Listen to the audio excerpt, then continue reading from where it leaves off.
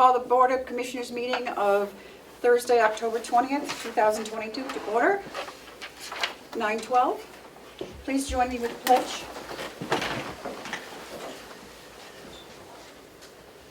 Pledge allegiance to the flag of the United States of America and to the republic for which it stands, one nation, under God, indivisible, with liberty and justice for all.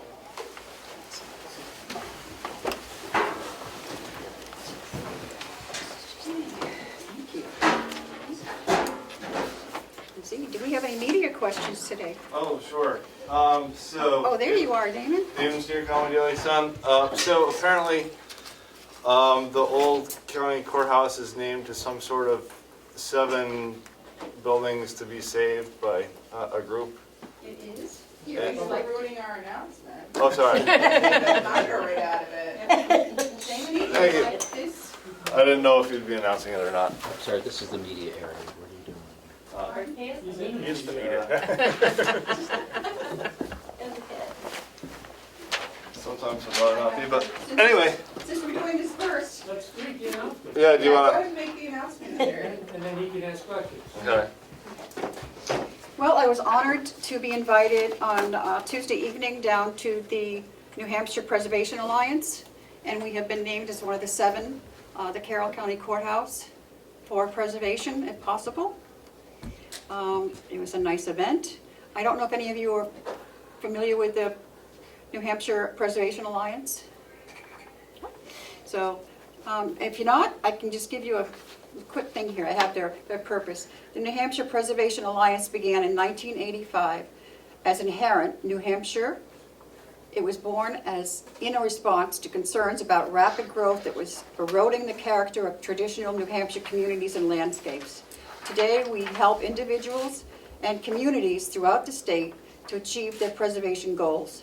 We are a 501c3 charitable organization operating with a small but effective staff and overseen by a board of directors comprised of professionals throughout the state who are interested in preserving New Hampshire's historic landmarks. So there was a big press release, and it was actually on the news, so we're hoping that we get some feedback for the courthouse and what we'd like to do with that. So, as I say, it was an honor to be there. So that's our announcement on that. So I was just wondering, like, what does it mean? Like, that it's just calling attention to it. They're not giving us any money to. They will help us, they will stand behind and help us get grants and find people to, different uses for the building. So hopefully with all the extra publicity that we're gonna get on this, we'll get some people that might be interested in the courthouse. And do they have a meeting set up with you guys? Do you have a plan to meet with them? I haven't as yet, no. Okay. All right. We did with the, Well, but not the with this day. group, yeah. Okay.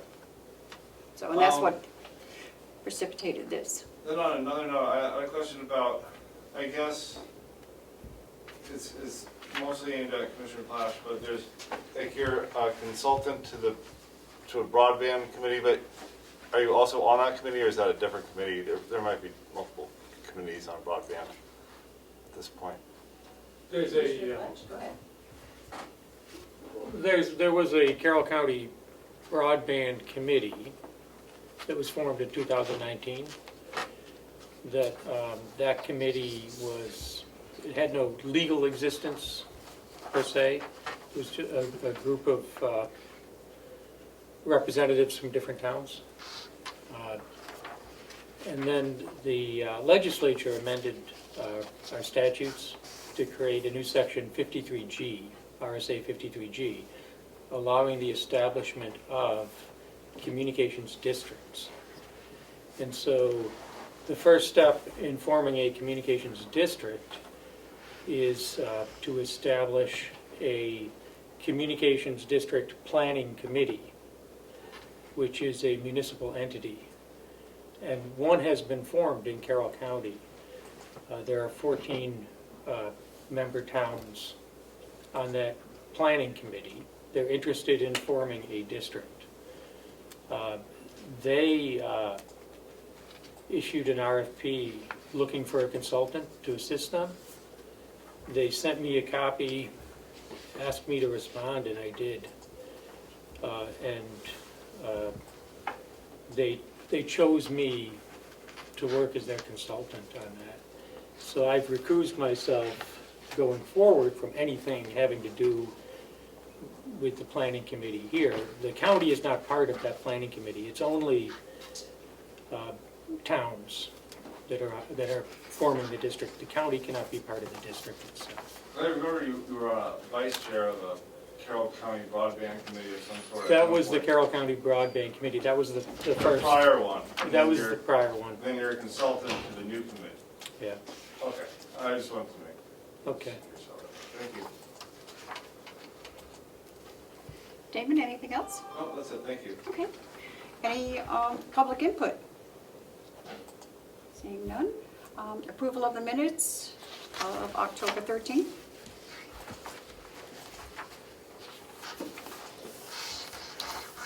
Commissioner Desai? They look good to me, Madam Chair. They look good to me as well. Okay. A motion to approve the minutes from October 13th. Seconded. All those in favor, say aye. Aye.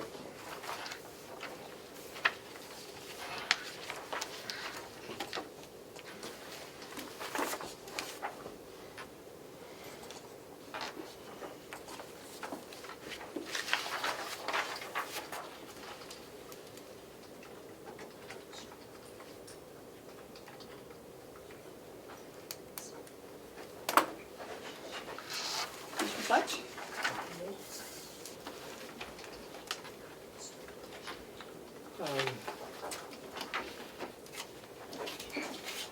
For some reason, this pen isn't working. Did you take the top off? It's new. So you have to Yeah, take the little this is- safety thing off. See, it's a little plastic thing on the bottom? Really? I've never had a new pen before. Awesome. Okay, No, I just gave him a brand new one. It works, I promise. that's nice. It was my last one. I've always had secondhand pens.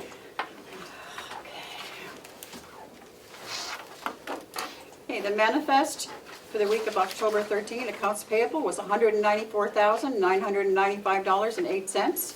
Payroll for October 14th was $207,508.59. And Hale's location. Madam Chair and I went to their annual meeting last week. It was very nice.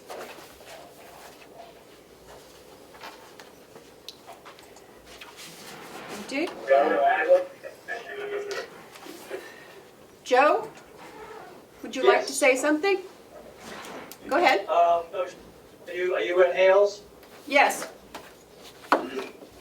I was just going to say that we also attended the annual meeting with the majority of the commissioners, and with Denise, went very well, discussed a number of issues with them, talked about the budget that we can't set just yet because of the school contract or what's happening with that, but everything seemed to go fairly well.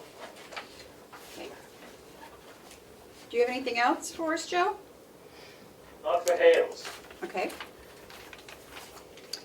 I don't see that I have anything here for Hales either, so guess that's it.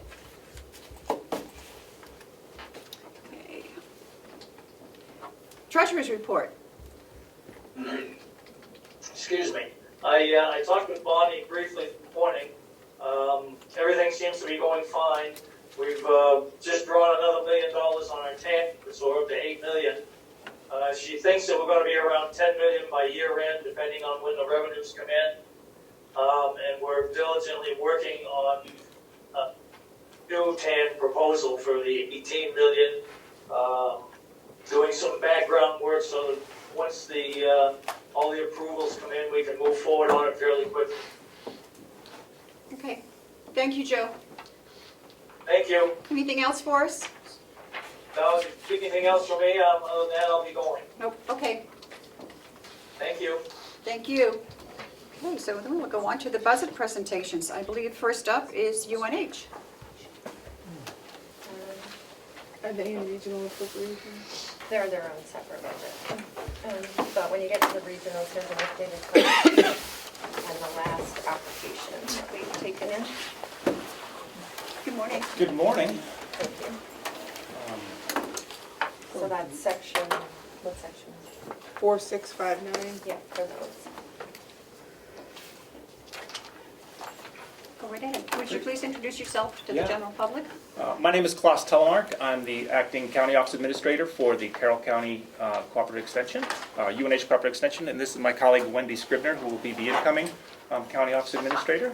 And we just want to thank you for taking time to hear our 2023 budget request. For fiscal year 2023, we are requesting an appropriation of $295,627. This reflects a 1.2% increase over last year. That's $3,578. Our goal was actually to submit a flat funding request, but the increase reflects, the entirety of the increase reflects an increase in our office rent. We had a significant rent increase this year. But barring that, we really try to be sensitive to increases in our request. And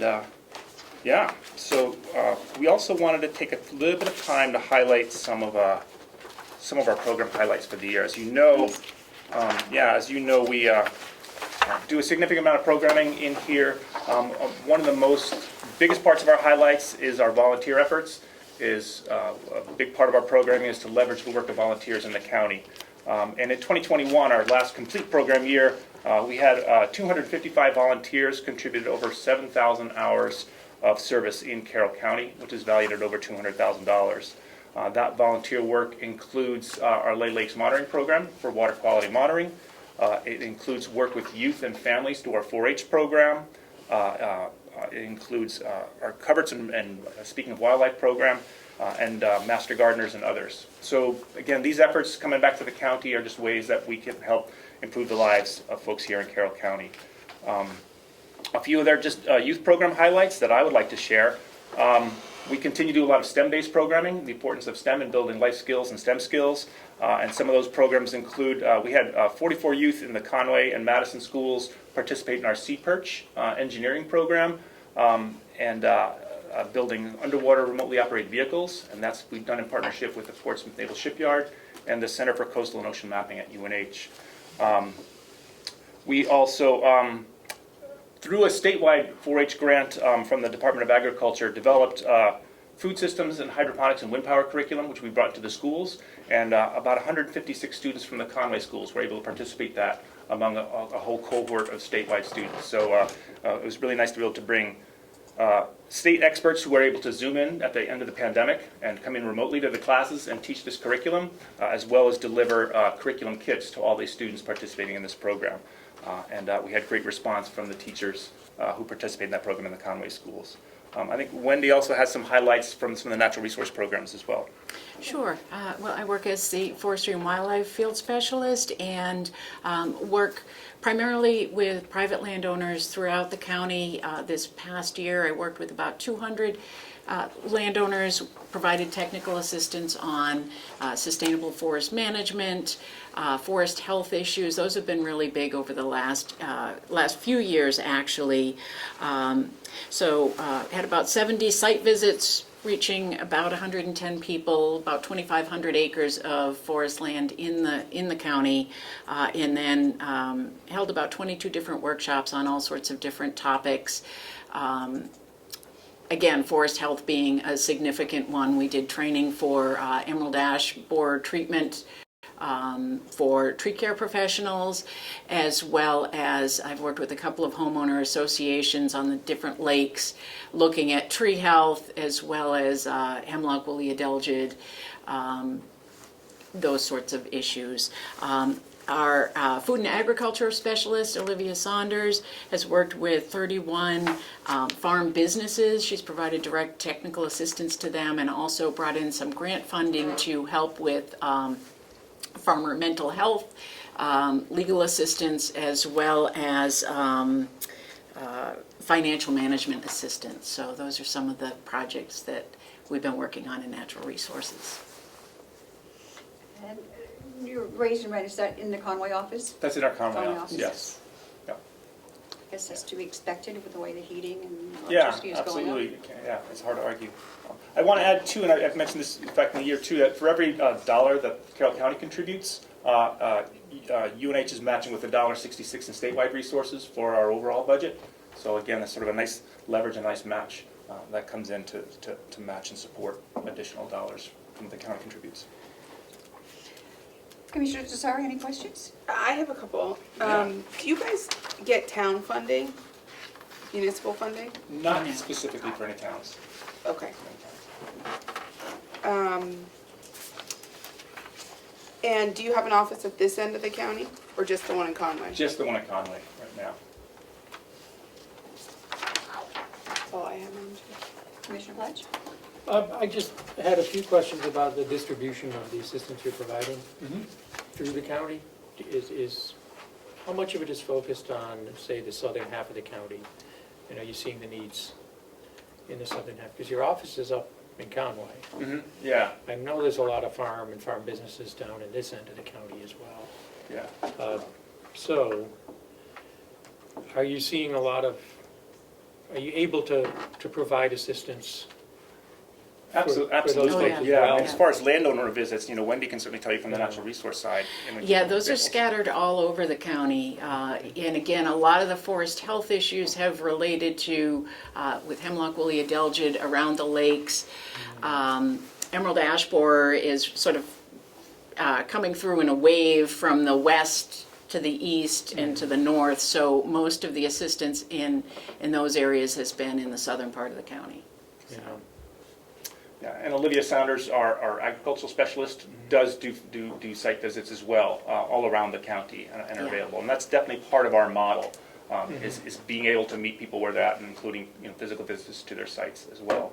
Ann Hamilton, who does our food safety and alert training, works just as much and working with restaurants in the Wolfboro area in the southern part of the county as she does up in the northern part of the county as well. And recently, in regards to 4-H programming, we've just started doing some programming and connection in partnership with the Maker's Mill Makerspace that's just forming in Wolfboro.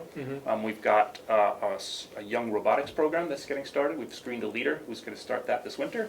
And I'm working directly with the folks at Maker's Mill to see if we do more partnerships to do more 4-H programs in the Wolfboro and the southern part of the county as well. But we do have families in a club in Effingham, I believe. Is it Effingham? Or Wakefield, they have a new club as well. So. And I know we've talked about making space available in the annex as we do this renovation. And that, I believe that would be a great assistance to your programs down here. Absolutely, even if it was sort of a kind of a temporary office space, we could sort of come in and just meet folks, so that they wouldn't have to drive all the way up to Conway, for visits. I don't think it would have to be temporary. I think and it could Yeah. certainly save the county some money because we have the space here. Yeah, to provide. so folks could certainly utilize that space as well. Yeah. Yeah.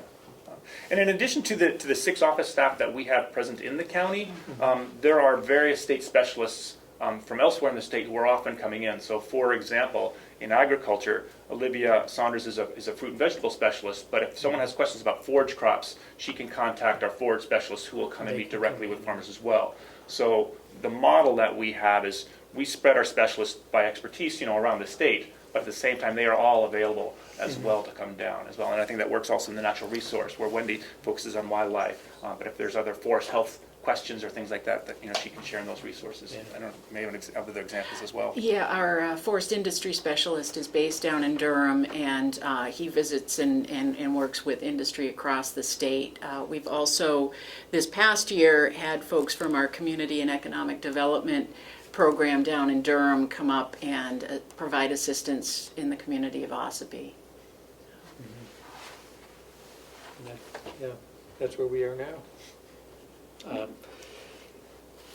And questions? I know that Olivia, I remember talking with Olivia about the program, the mental health program to assist farmers. How is that going? And is our funding assisting with that, or? I believe That is so.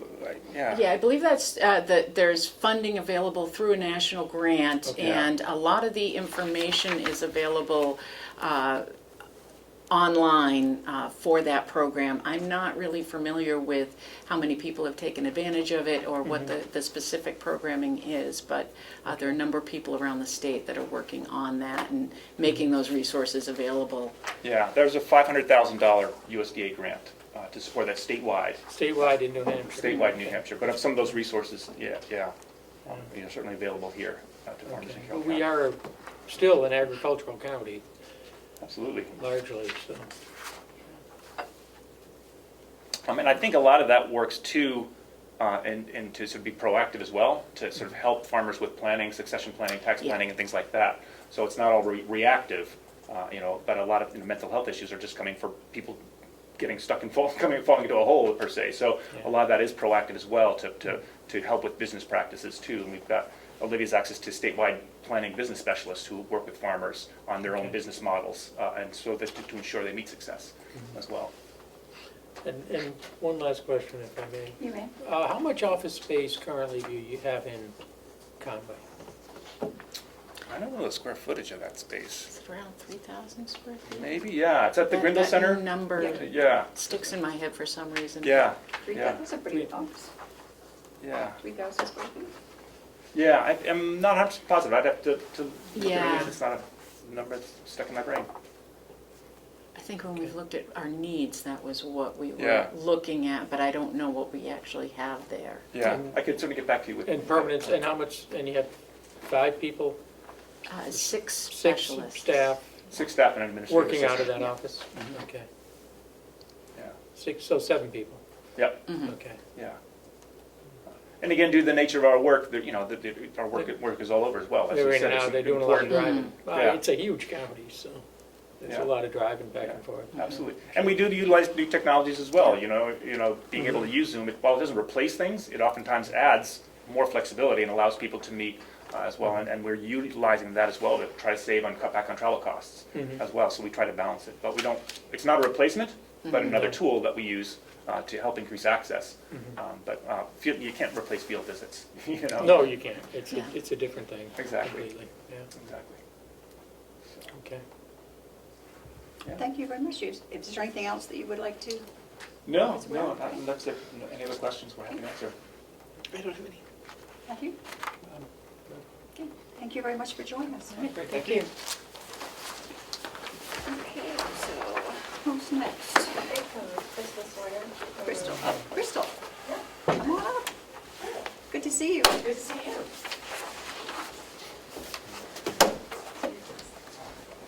Sorry, I was going to do a PowerPoint, but I figured I'd pass this out. But I don't know if we have 5 minutes, but I wasn't able to bring students because they're very scared, but I do have a short video that I wanted to show, and I wanted to just pass these out. So, I can pass them. oh, awesome. So I can probably just grab my computer and I'll set it up right Okay. here and I'll show that to you guys.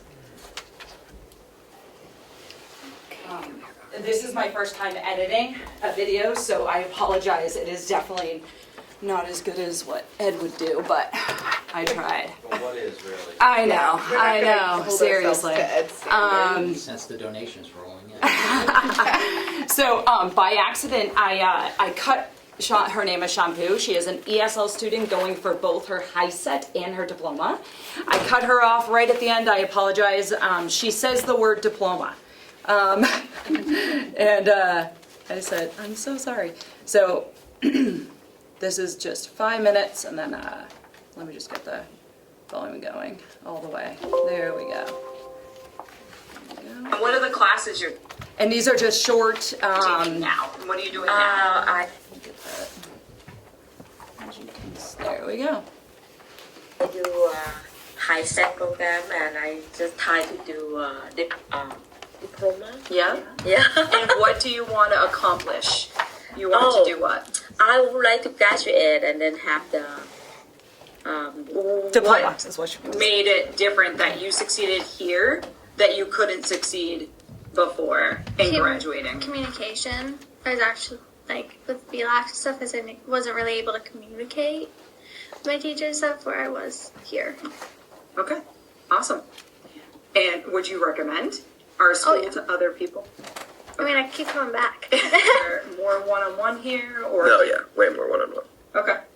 All right, and the atmosphere, is it different than if you were in a setting Yeah, in school? yeah. Okay.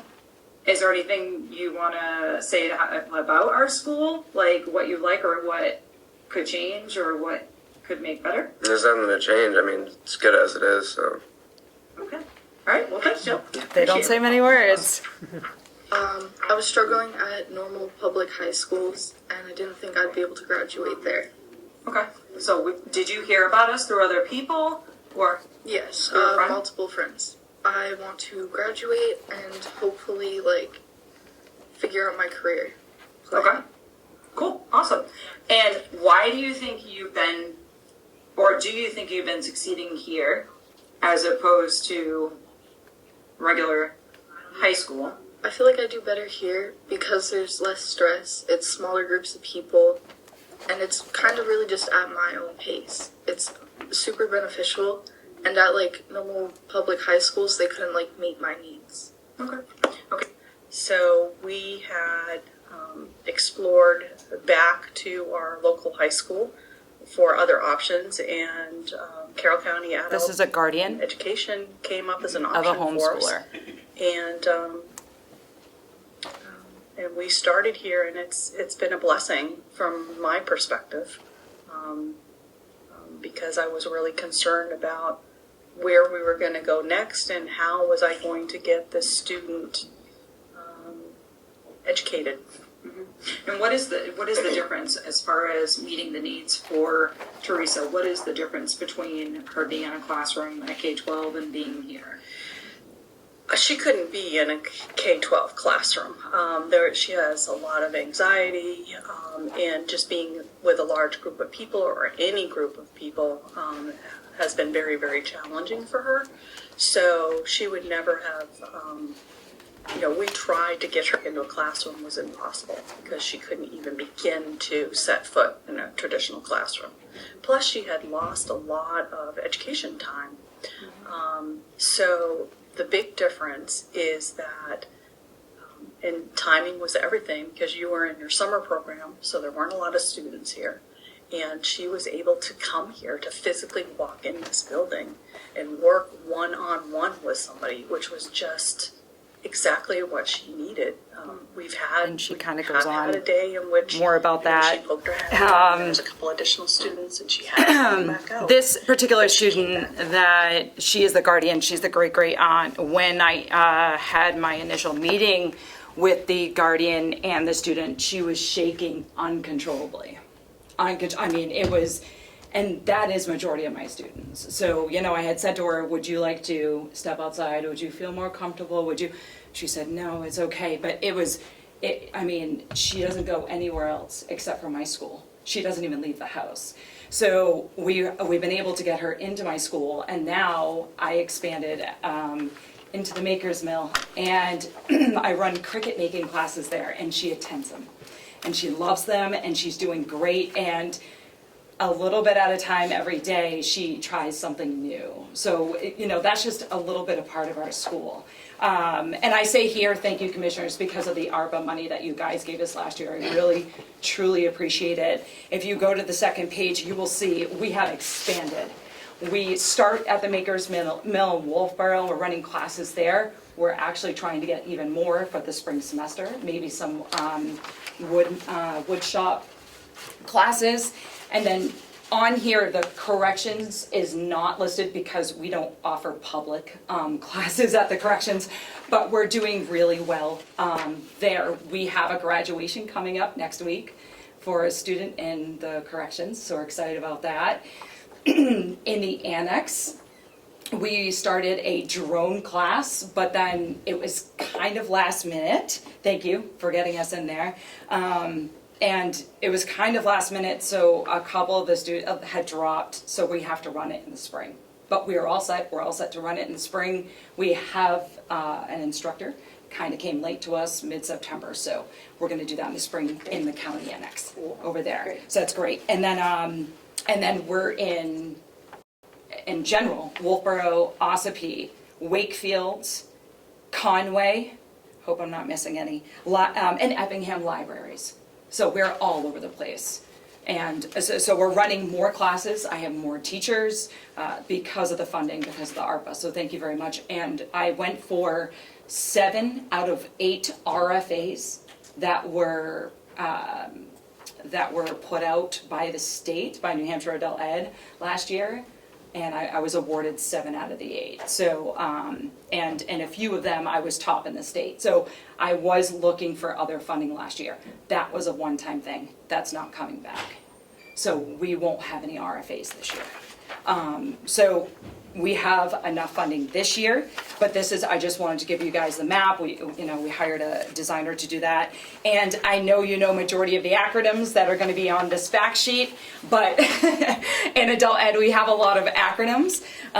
So it's quite annoying, but I just gave you kind of what the acronyms mean. And on our fact sheet, in 21-22, there were only actually 157 high-set graduates in the whole state of New Hampshire, and we graduated 11% of those.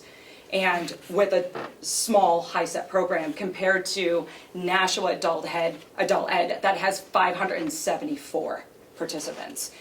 So we were 11% in FY22, 21-22, and then this past year we graduated 10% of the state. So our funding on the last page, our funding from last year with the RFAs gave us an extra $75,000, and then we had the ARPA money kind of put into this fiscal year because we started July 1. So the ARPA money was mainly used from July 1 to 9/30 because it was used for teachers' salaries, and my teachers have to get paid at the end of the semester. So I had to pay them from July 1 to 9/30. So we did that because the funding from ARPA was in March. So we used it in that short time span, but it was still used. So with all of that funding, we were able to hire more teachers and expand our program and get more students. And as you guys can see in the application, Carroll County was up 200% for my FTEs. That was, astronomical compared to other adult eds in the state. So I just wanted to share this with you guys. These are the new posters that are going out throughout the state of New Hampshire from adult ed, and these are all of my students. So you guys can have those, but those are. That is the state's initiative. This is Shampoo, the first person that was on that video. So the state has those out all over the place. So we're pretty proud of that. So we're doing great. Spreading our enrollment is up. As you can see on the fact sheet, we went over the state target for employment at second quarter for these students, employment at fourth quarter, post-secondary education and training, and attaining a credential. We are number 2 in the state for attaining any credential, a diploma or a high-set. We're number 2. And our program is only about, with the public, last year was about 175 people. The southern programs are way bigger. They're looking into 800, 600, 1,200, so pretty proud of that. I'm glad to see you're doing older people too. You can do. Oh, yes. Yeah. Yep. Yep. It's amazing. When I went to Guatemala to teach with another nonprofit, and they were trying to start adult, and I can remember that we had a grandmother was there, and she had never gone to school, and she was in the 3rd grade with her great-granddaughter, and she was so excited. I mean, it was she only went to 3rd grade. Yeah. She did, and it's awesome. It's such a good feeling. I truly love my job. My husband doesn't as much as I do because I work so much that I really dedicate all my time, and that's those. People say, why do you do this? It's the stories. Exactly what you just said. Yeah, it's just amazing. Helping. It is. And I truly love it. And actually, this is my student. I tutor her myself because I couldn't let her go. And she didn't want to leave. You make connections, especially with your English second language students. So that's awesome. Any further questions, Crystal? I don't have any, it looks great. So she's your student? Yeah, she's mine. I can't My let her teacher, go. she said, my teacher is wonderful too. She did. I did not tell her to say that. Actually, I do have a question, Madam Yes. Chair. What happened with the CDL The CDL. simulator? How's So that going? I was told by the state that I have to find a path for the students. So right now I have an MOU with White Mountains Community College. So they're going to hopefully, and I can present this to the state administrator. So they will take a beginner CDL class, hopefully in the annex if I get this simulator. And then they will go on to White Mountains Community College to their CDL program, and through there they'll get an employer. So they're gonna go in a straight line. So right now, I am creating an MOU for White Mountains White Mountain Community College and then we go from there and give it to the state and hopefully get that simulator. Cool. Yeah. Well, keep us posted on how that goes. Oh yeah, I will. Yeah, those requirements have really changed. It's hard to. So, may I ask, Yes, I'm sorry, Quickly. I interrupted you. that's okay. I just wanted to You say. do it all the time. On these, this graph, the primary indicators of performance. So the state target is down here Yes, in the blue. correct. The state target Yeah. is not, I guess it's not a real high bar, but No. it looks like you're coming in a lot better Yes. than the state targets across Yeah. the board. Okay. If I will tell you, Commissioner, if I was coming in worse, I probably wouldn't put that graph on. I would hope not. I would definitely not put a graph on there saying I'm doing the worse than the state. But yes, I am. I'm exceeding the targets. So Terrific. yes, absolutely. The county needs you. Thank you. Thank you You're all so much, set. guys. I appreciate Thank it. you. Okay, who's next on our list, Melissa? We have Mount Washington Valley Sports Recovery. Is that correct? Please come on up and introduce yourselves.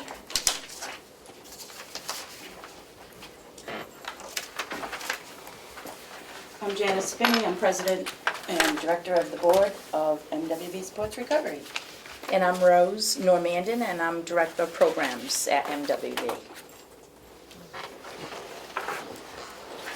So our organization established approximately 7 years ago in response to the opiate epidemic. And we came together as a grassroots organization of families trying to bring solutions or at least support families who have lost children or had children struggling with not just opiate addiction but substance use disorder.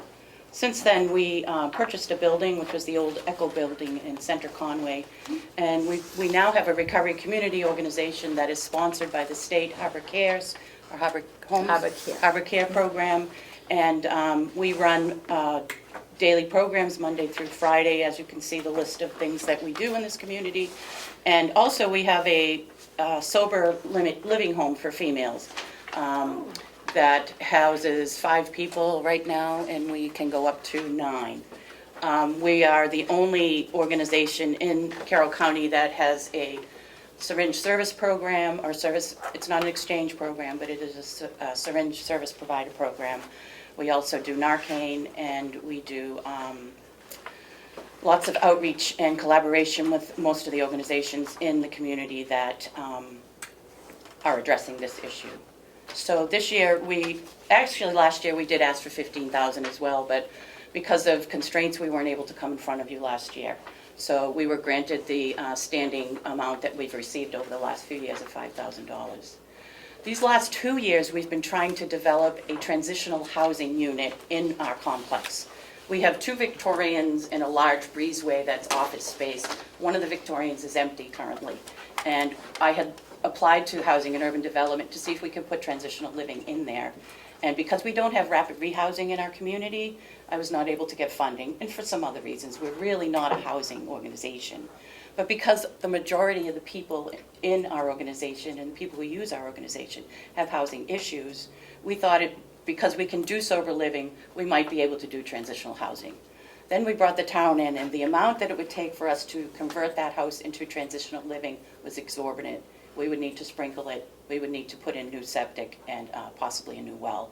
So that kind of turned us to a different direction now, so that we're not going to be able to do that. What we'd like to do is convert it into affordable housing for people in transition that are possibly recovering from substance use disorder and have the resources right there on the premises to help the family, but not to have transitional housing, which is very different. So the $15,000 we're asking for would help us to bring the town in again and a contractor to evaluate the house, see how we can split it up and provide a couple of apartments for young families or families, dealing with this disorder. So. We also work really closely with the drug court here in the county, and we currently have 3 ladies living at the sober living home that are all involved with drug court. So that takes a great amount of time of bringing them up to the jail when they have their court day on Tuesday, and I'm usually there with them to support them and just be that shoulder for them to lean on.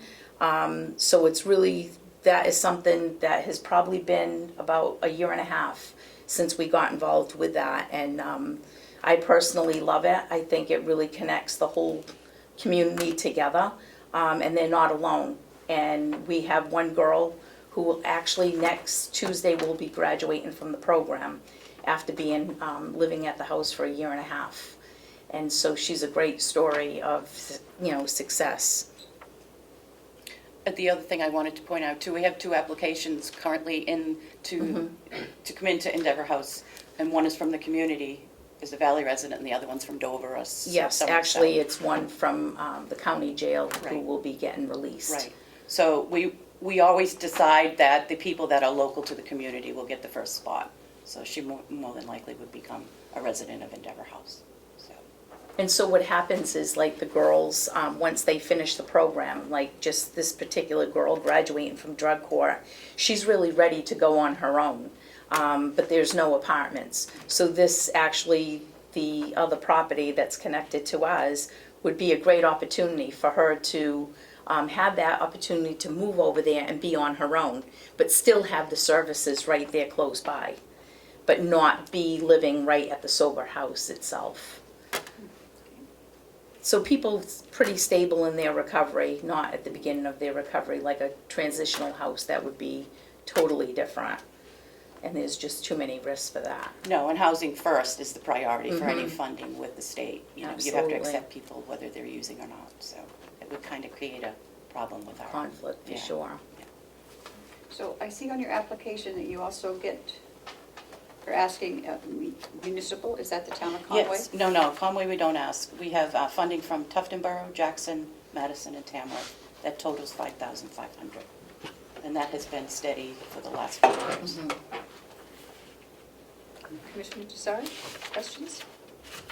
I don't have any questions. I would say it sounds like you guys are doing great work. Keep it up. One person at a time. Right? That's what it takes. Commissioner Fletch? I had a couple of questions. But Right ahead.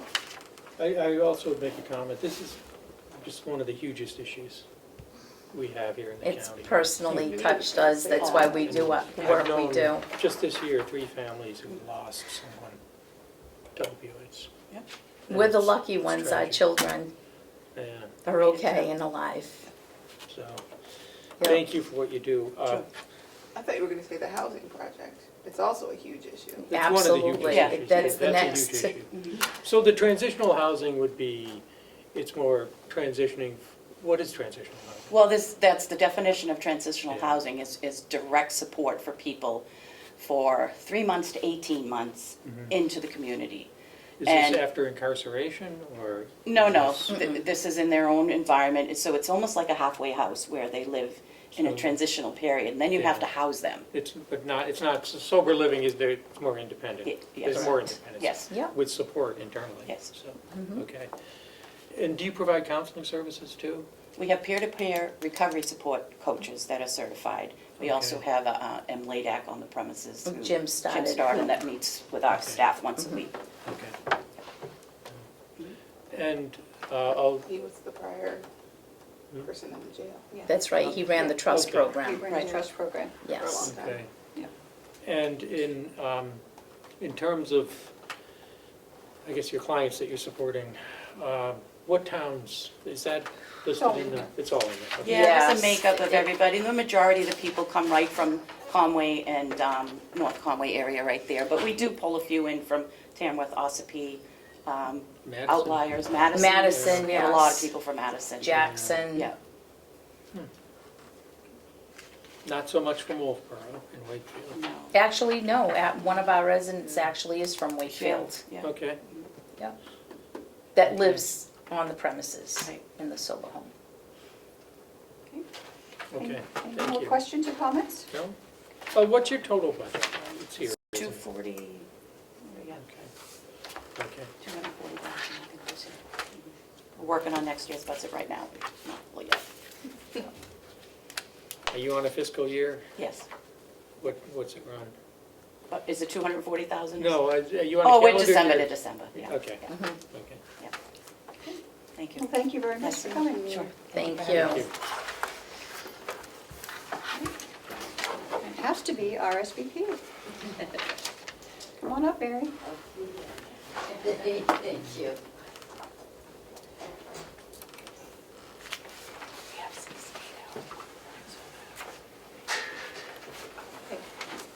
First, I'd like to thank you for having us and all the support you have given us, and the extra support you gave us last year, which was greatly needed and greatly appreciated. And I'd like to introduce Josh. He's a new transportation marketing individual for us, and he is going to go great places with us with our programs.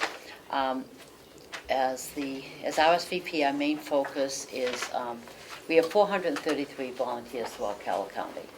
Our main focus is medical transportation, non-emergency medical transportation, and Meals on Wheels, the drivers program. That's our big ones that we go after. We have 287 drivers in the Meals on Wheels program. Throughout, we deliver meals from 9 sites all throughout Carroll County. And we have 55 drivers throughout Carroll County in our medical transport program. We charge for nothing. We take clients not only locally, long distance. We're lucky now with COVID weighing down a little bit, that our drivers are able to stay right with the client, so it gives them that extra security that they really need. Many of them we're basically handling their appointments. I mean, they'll call us and say, what day is my appointment? So there's a lot of work internally to run the program. Last year, we had over 300 clients, transporting them. We did 2,075 trips, both locally and long distance. Our drivers drove, I have the mileage here too someplace, 43,662 miles doing it. They're very dedicated, both in the Meals on Wheels and drivers and the medical transport drivers. The value of the volunteer hours served last year was 790,000, down from last year due to just recovering from COVID and all. So that's a value that that's set by the federal government as the rate that the value of their service to us. We're looking for level funding for this year to help to support what we do. Our volunteers, I think last year did over about 14,000 meals that they delivered. That was a main focus is on the elder population, veterans, or individuals with disabilities. We're not wheelchair accessible in our transport, but anybody that's mobile that can get in and out of the cars and all, we're very happy to help them. And that's because most of our drivers are older and we're not insured to do the other. We also have them in the congregate meal sites. They're at the Gibson Center, they're at in Ossipee, they're at the Dinner Bell in Conway, so we have volunteers serving in all of those, places. The last year, I think it was a little over 78,000 miles that the drivers, the Meals on Wheels drivers do. And most of them are on set incomes, so they're able to give of their time very willingly, but they need the mileage reimbursement. So the support is to not only to the drivers, but to internal support for staff that are handling all of this, and our insurance and all to cover that. What else can I say? We have 100% of our money is raised through grants and fundraisers, which we have our Festival of Trees coming up, and the next month that we're working hard at. We started a golf tournament this year that was successful to raise money, but it's a budget between $175,000 and $200,000 to keep the program going, and that's working hard and loving every bit of it, doing all this grant writing and fundraising that we do. And because it was a little bit difficult during the COVID era, and we're recovering, and it's just, we have to stay positive and with it. We have been very lucky to be able to get more drivers from the southern part of but not for the Meals on Wheels, because those are set in the southern part of the county, but for the but for the medical transport, we're getting more and more from the southern part of the state. We are doing outreach with that. We're working closely. New Hampshire Charitable Foundation has put someone in place here, and we're working very closely with them to solicit their help from it. But we tout ourselves as to being the only source of transportation for those that can't afford it, which is a lot, in all of Carroll County, charging, as I say, no money for it. But it's very rewarding. The position is very rewarding, and it's and if I can say fun too, because the success of with the help of the county and all our great people that fund us with grants, we're happy with that, and the DOT is supportive of us also with it.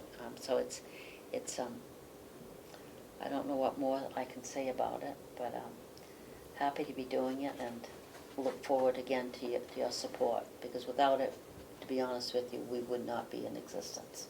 So. Not to put any burden on you, but it's a fact. It's a fact of life. I mean, some facts just have to be spoken, and that's with it. So, happy to answer any questions you might have. I don't have any questions, but a couple of comments. When Mary says they do long distance, they drive to Boston, which I would hate to have to do. Yeah, that sounds awful. And I'm amazed that some of these older people will take the time and drive to Boston and back, Portland, White River Junction, wherever they need to go. And I think it's that a lot of people don't know that RSVP provides all the drivers and volunteers for the Gibson Center. Yes. Oh, I did not know that. Yeah, So- all the people that, all the wheels that do, the Meals on Wheels at the Gibson Center, most of them are volunteers. We are saddled with paying them their mileage reimbursement, which they really deserve. And not, they do deserve it, and it's so, and also be concerned citizens, the drives are ours. Tamworth, Wakefield, all of those drivers, but the most of them are our drivers, and the reimbursement to miles for the Meals on Wheels drivers, believe it or not, is heftier than the medical transport drivers. And the nice thing about them, the drivers, and their whole personalities, they don't just drive, they don't just deliver a meal. They check on their well-being. They're in contact with them, and it's the same with the drivers at in the medical transport. I mean, they'll call and they'll say, "I want XYZ to drive me." We'll say, "We'll do our best, but we can't guarantee it." Or you go pick up. Can you have XYZ go pick up my medicine? And they're right there. They are really good, but we still we're in a huge need of drivers, and Josh will be working on that to spread the word and meet with different organizations and try to build that up. And I find it interesting too, that not only are you providing a service, but it's giving these drivers and your volunteers something to do too. Yeah. Making them feel useful and a part of the community. And they're just, So it's double. It is, and they're dedicated, and it's nice to be able to say that, you know, give you your time, which is you can't even put set a value on it, and we'll help you a little bit with the underlying things to give you some, you know, some reimbursement for your mileage. But it's they do, it's just amazing, and our last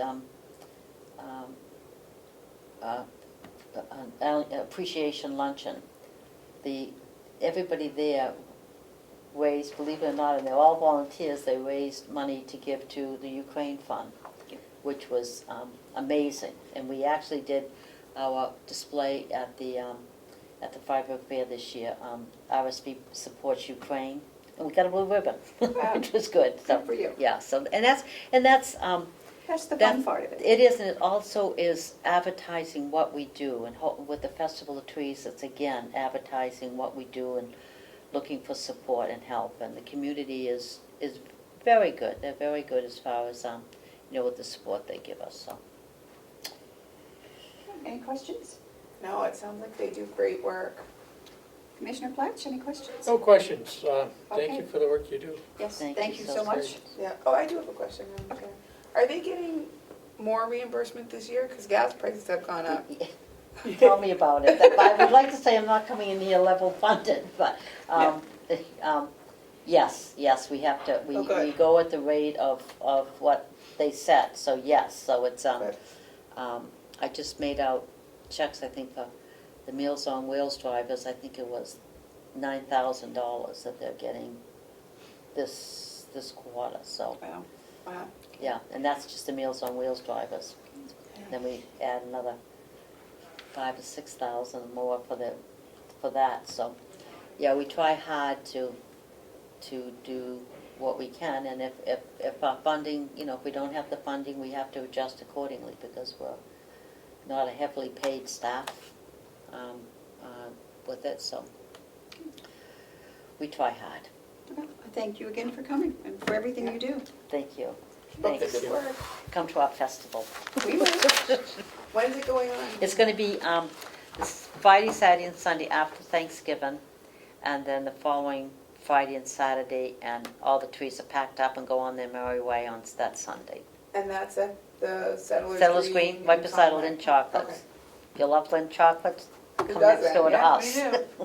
Thank you so much, all Thank of you, you. Mary. I'm going to ask for a 5-minute recess. It is 10:10. And 68 hours of hunger. Coming It out should of be at the end recess, of your package. and it is 10:17. And next up is the 68 hours of hunger. Well, good morning, and thank you for including us in the Commissioners' Secretary meeting. I'm Jan Brooks, and this is Carroll Simpson. We are 2 out of 3 of the program coordinators for our program within the Local chapter. And we have been in service for the last 9 years. We're working on our 9th year of the program. Families of preschool through grade 6 children living within the Government West Regional School District who are at risk of food insecurity look to and depend upon the child's bag of food that we provide each weekend due to inflation and the related costs of food that they're involved with in today's society. Our organization runs 50 weeks a year for preschool grade 6 children from the towns of Wolfboro, Tuftonboro, Brookfield, Ossipee, Effingham, and Middleton. In the application, we mentioned that we have an average number of students of 111. Currently, we have 143 that we are serving, so it does fluctuate from time to time. Despite the increase, we are asking for level funding. Our organization does not delineate where a child lives. Rather, we have a goal to ensure that all children at risk of food insecurity receive food for the weekends. Therefore, our figures represent all children who receive food each weekend, not identified by a town. However, they are within Carroll County or the Governor Wentworth School District. The counselors from each school provide us with a number of students that need support. We have a liaison that works between our chapter and the school district, who then works with all the elementary schools to help us identify our population. During the time of COVID, we were able to continue our program right through. We did make some adjustments as far as the approach for the way we had to pack food and deliver the food. The Governor Wentworth Regional School District helped us during that time, whereas they would pick up the food at our site and deliver it to the schools, and then the families would receive them at the different schools. The cost of a weekend bag of food from in 2021 to 2022 was $14 a child. We had 111 children on average. We serviced them for 50 weeks. The total cost was $77,700. And then the increased cost this year, based on our society and what's going on with costs, is on up to $16 a bag. And when you think about it, that's really quite reasonable, because we're talking about weekend food where you have 3 meals, and it's an average of $5 a meal, if you think about it that way. But this year, we do have to go up to $16 a child. We have 143 students right now. For 50 weeks, the total cost will be $109,600. Our organization relies on fundraising and private donations to raise money, and that money is only used to purchase food for the children. We do not have any overhead. We are run totally on volunteers, and we have between 45 and 50 volunteers. Many of the volunteers are retired. We also have staff and students from the Governor Wentworth School District and from Brewster who also help us. Our local community are very supportive, financially as well as publicly. When we hold an appeals drive, run a fundraiser, and are sponsored by businesses, our communities participate and or provide financial assistance. As a result of the communities, last year we were able to meet some goals that we hadn't been able to meet in the past. One of those was that we were able to extend into providing service to any homeschool student that requests some support. And we have not received many requests at this time. And we've also extended the program to include students that reside within the Governor Wentworth Regional School District who attend Carroll County Academy, going for their graduate degree from high school. And we provide food to them as well. We have the All Saints Church in Wolfboro that has provided us with a site. So we're able to keep all our supplies there, and we're able to pack our weekly food bags there, and the bus picks up the food each week and delivers it to the schools from there. The Governor Wentworth School District is very much supportive. As I mentioned earlier, they provide transportation of our bags to all the elementary schools. And we also have a liaison between our organization and the school district, who then she's a counselor, and she oversees these elementary schools as far as asking them for numbers of students that they feel need some support with the food on the weekends. As I mentioned earlier, Brewster and Kingswood students have been very involved. They help with taking out the food out of our cars after we do shopping each week and putting them on the shelves. They've also been part of our fundraisers, whether they're presenting at a function, Gifts of Hope, in our town, or whether they are attending a fundraiser and serving meals when we were sponsored by a local restaurant. We also just receive accolades from people ongoing. When people send us a check, they always say, "Thank you so much for what you're doing for our community. We so appreciate it." We had some people who were working at our site yesterday, and a woman popped her head in and said, I just want to thank you. My mother would be so proud to know that you are here in our servicing the children in our community. So I will be sending you a check. If it was not for the community support that we have, the support from the local towns, your support, we would not be able to run the program. Because of all these pieces, we are able to meet the goals and our financial obligations as well.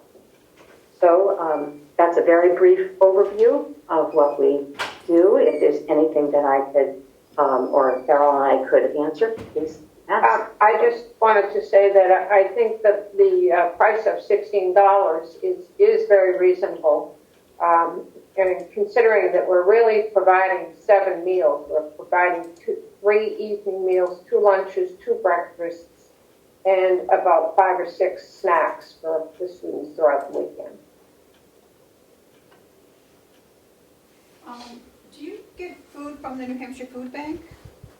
No. No. No, we do not. Our bags of food that we provide are really oriented toward the child. They're not oriented toward a family. Some of the children in the past have been really on their own as far as preparing foods.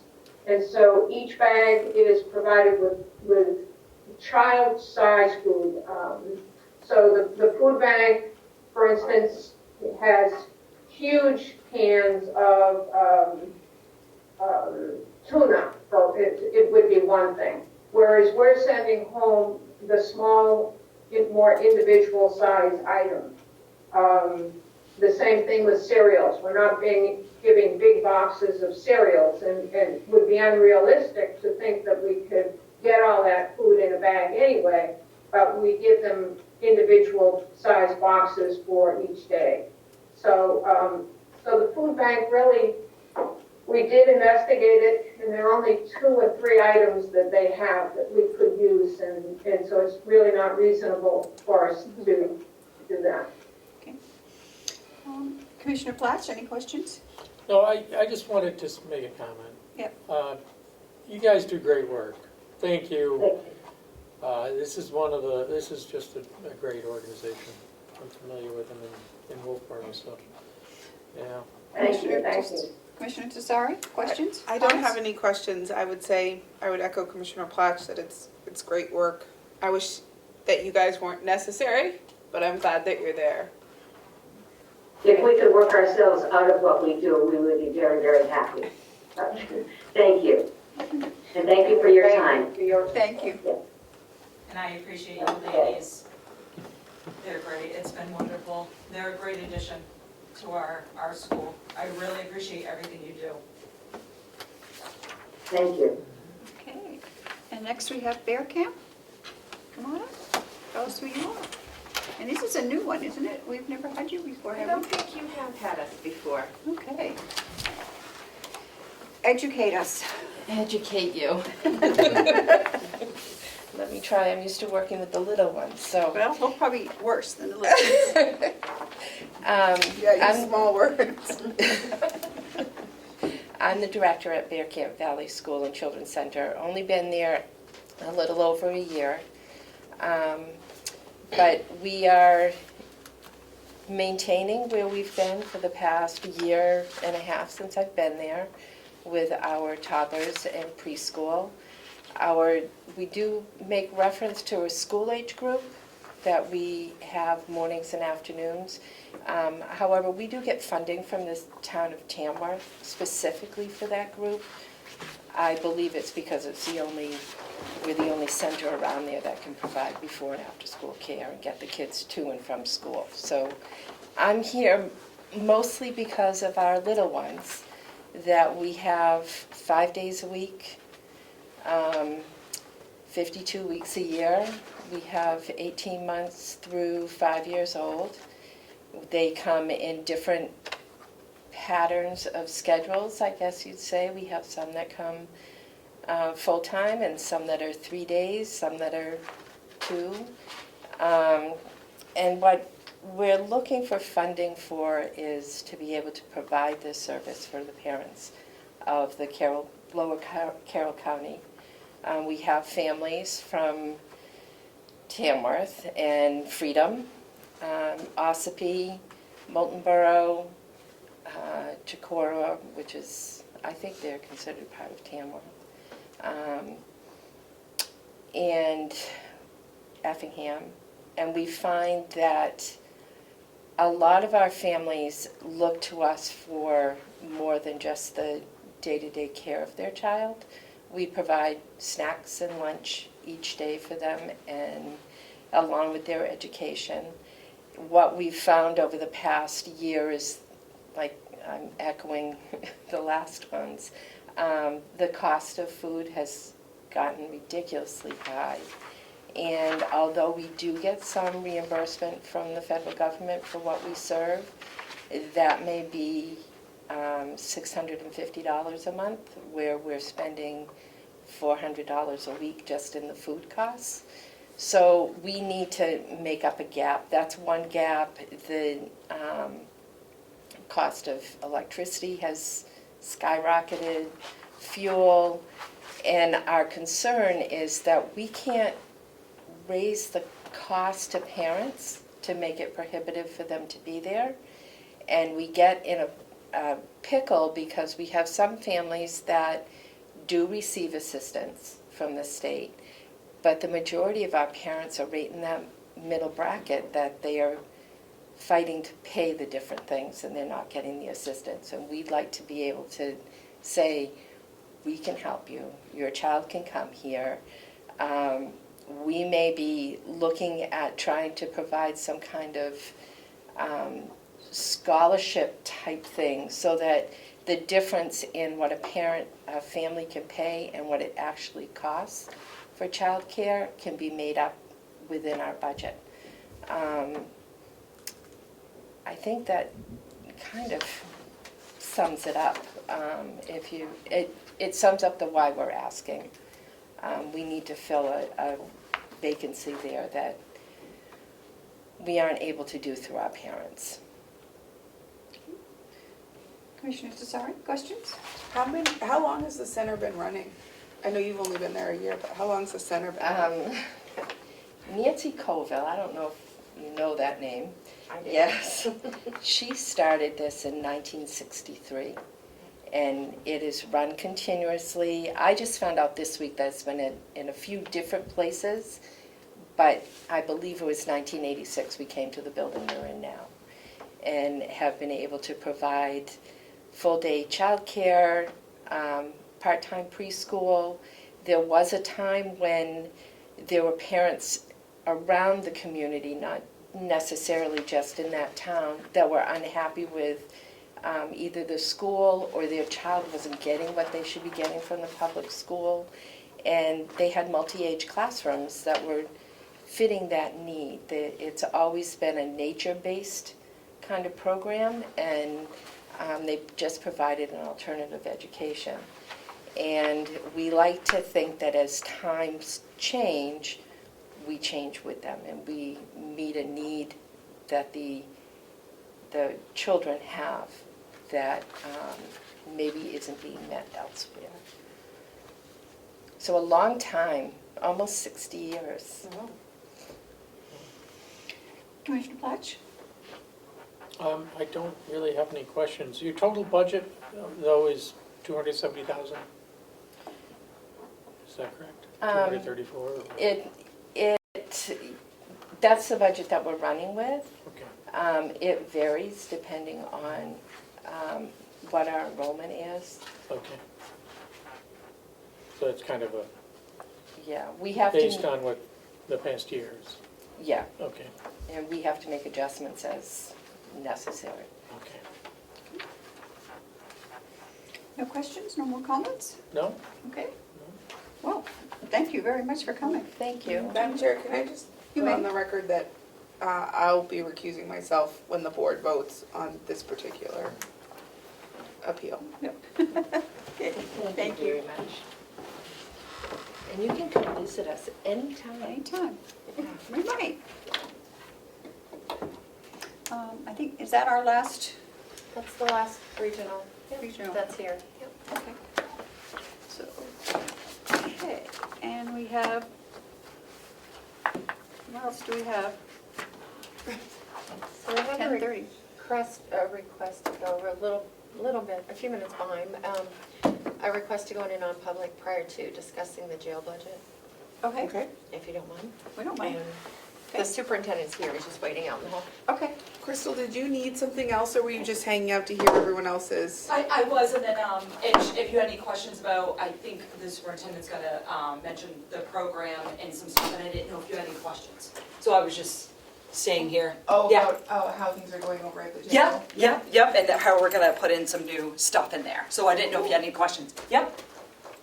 No worries. Thanks. Okay, keep us posted on the CDL simulator. Yes, I will. I'm so Awesome. excited Thanks, about guys. that. Madam Chair, Yes. can you list for me very quickly the actual amounts that the regional organizations are requesting? Because I didn't really hear that clearly last week. Oh, I'll take that list. Thank you. You want to just take a picture? No. This is my copy. Melissa will give you a copy. Yeah. Thank you. We'll have her make one. Okay. So I guess I am waiting for a Motion to go into I assume this is non-public. complete, right? This is so far. So far, what they're asking. No, it's the window's closed, so that's, But this is the new one as of today. yeah, and we won't get any more because the window's closed. So this is Right. the one you need. Okay. So, Motion, go ahead. I make this one. You make this one. I make a motion that we go into non-public under RSA 91A3, Roman numeral 2, subsection, isn't there one on here specifically for the jail? Hold, please. Might be G. G, thank you. Seconded. all those in favor, roll call vote. Commissioner Jasari? Aye. Commissioner McCarthy, aye. Commissioner Platch? Aye. 1036.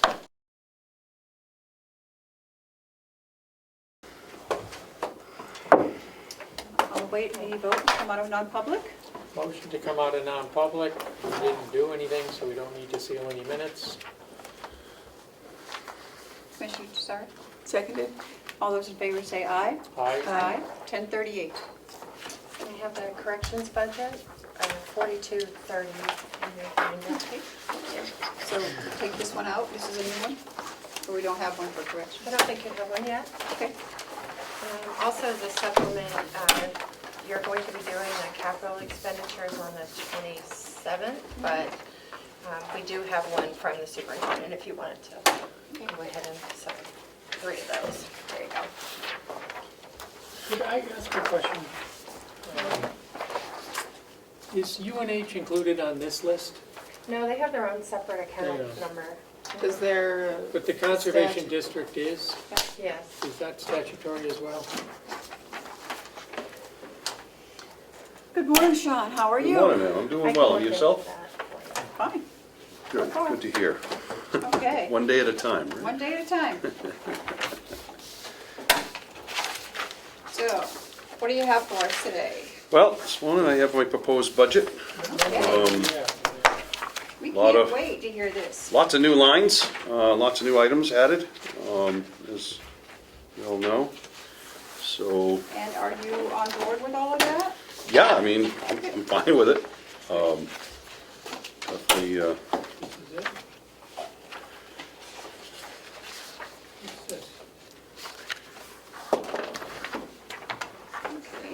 It's a capital expense.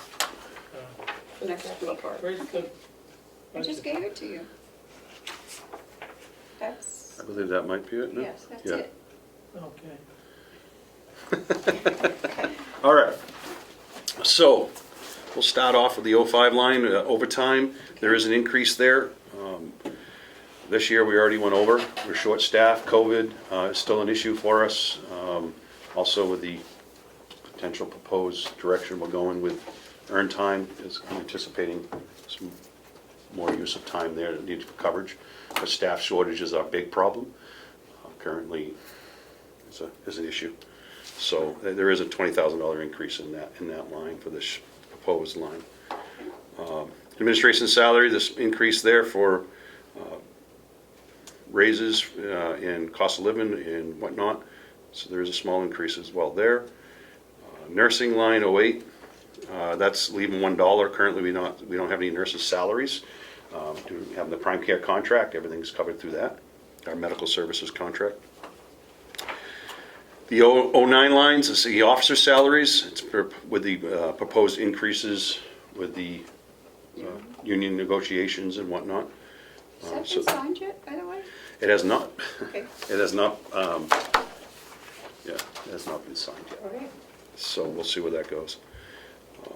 Social Security on the 010 line, that fluctuates again with whatever salary is up and down. One of the new lines here is 011, short-term disability in life. That's what the officer union members get. So that's the cost now of that. So that's a new added line for this year's budget.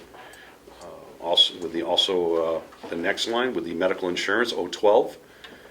012 line is medical insurance costs for all staff members within the county facility, within the jail.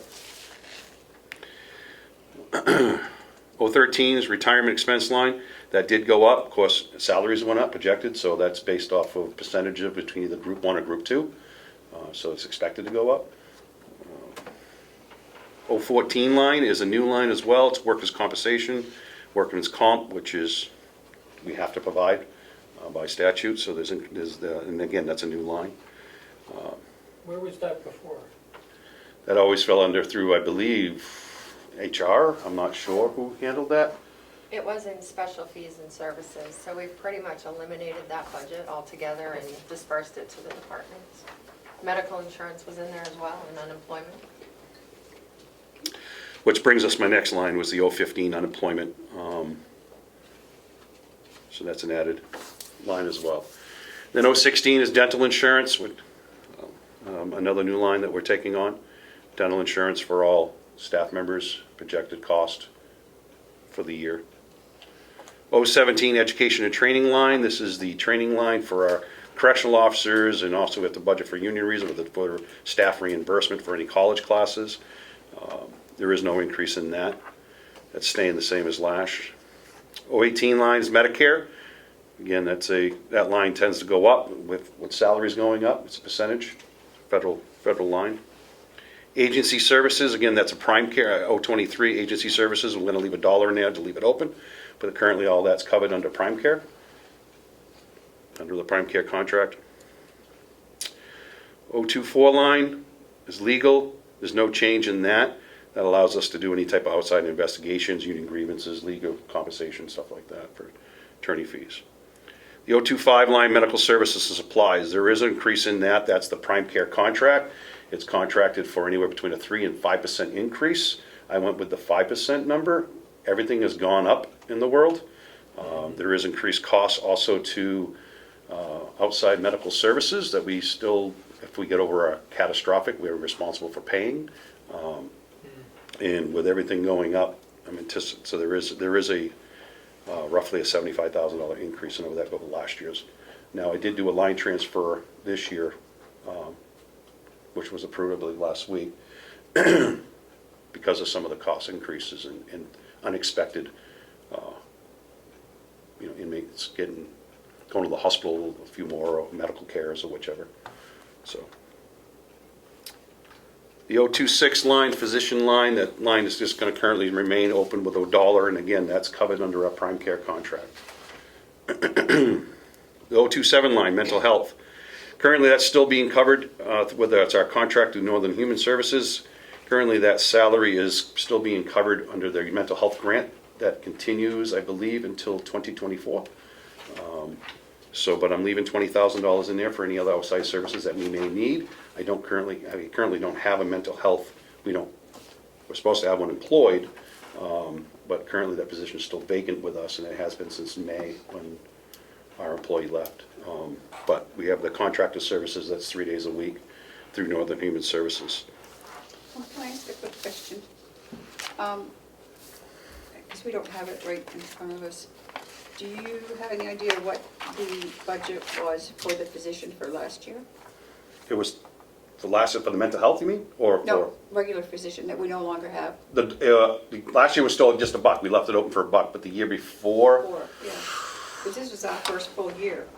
of prime care. Yeah, we started with them in 2020, Yeah. what is this, 2023 right now? 2022, May of 2022 is when we started the contract with them. And, yeah, this is, So we completed No. 1 year. 21. I don't remember what the, 21. May of 2021, we're in 2022 now. yeah, I'm sorry, we're going to. 2023. Yeah, I'm sorry. Yeah, we started May of 2021, so we've completed one year, I apologize. do you have that, Melissa? What year are we looking, 2021? 2020. 2020. Look at 2020. Okay. I think it was 200 and something, but I could be wrong. I don't know off the top of my I'm head. just curious to see, Yeah. people are gonna ask. Well, and it's the nursing line too. Yeah, and the nursing line. Yeah, 1 second. While you're in there. Sure. So I think that's what the only two lines so that prime care takes care of, right? And No. no, they take care There's all the of. benefits. Right. Well, we always had the medical services and supplies, which was its own line as well, but basically now with Prime Care, it basically just takes it all and just puts it into one line. Right. So, would you like round numbers? Yeah. Nursing salaries was 250,000. And that was 2 years ago? Plus you have to take into account all the retirement, social security, Right. all the other, On on top of that. And then medical services and supplies was 170,000. The doctor was 113. Anything else, Sean? Fees and services probably would have come out of that, pieces of that, a portion of that So say line, 10,000, which, yeah. a portion of it, so 10,000 out of 14. Yeah, because of Roughly. MAT was getting paid for out of that at that time, if I recall.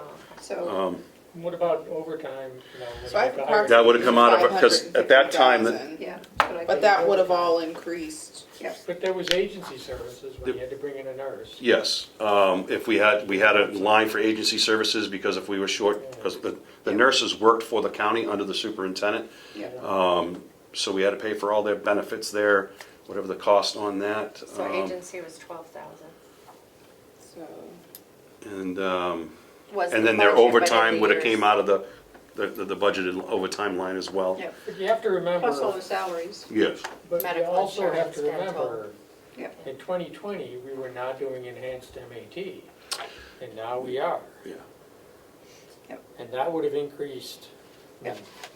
so it's That's a significant 550,000 just without their benefits, all of their medical, retirement, dental, all that.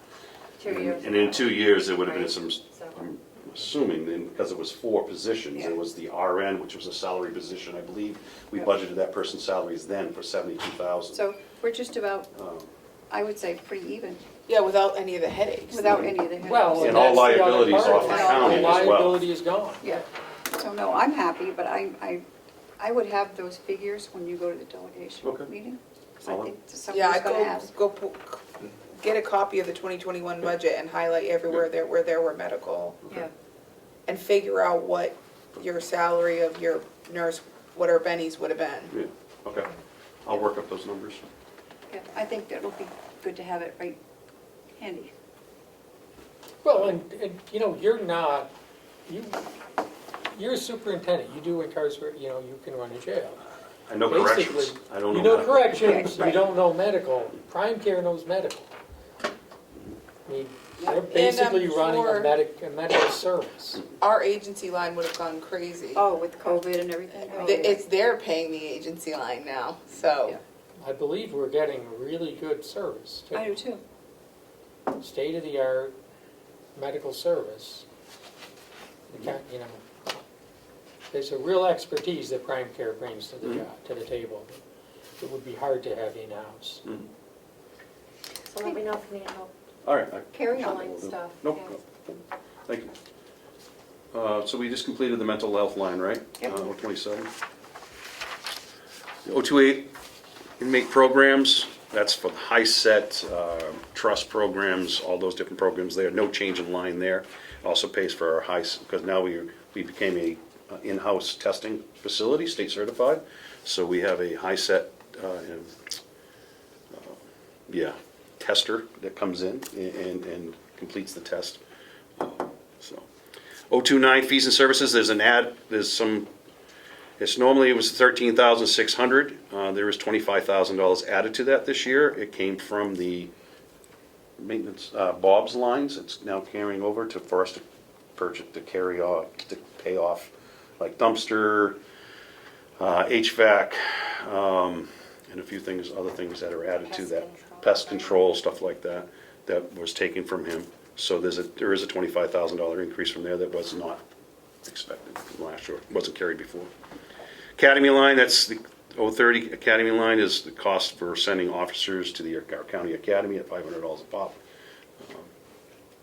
which is we try to do at least 3 academies a year, is what we hopefully can, with staffing, if we can send people, we do. 036 office supplies, folders, chairs, pens, stuff like that. There is a $500 increase in there. Because of cost of items, supplies have gone up, shipping and whatnot. So, dues, licenses, and subscriptions. That's basically our county dues, county association dues we're required to pay. That's no change. 038 line is postage. There is an increase in that. Stamps have gone up. So originally it was $700, a $300 increase. It's to $1,000. Cost of our PO box, all that. Those are all out of our control costs that have gone up by the federal government. The 039 supplies, that is a big supply line that covers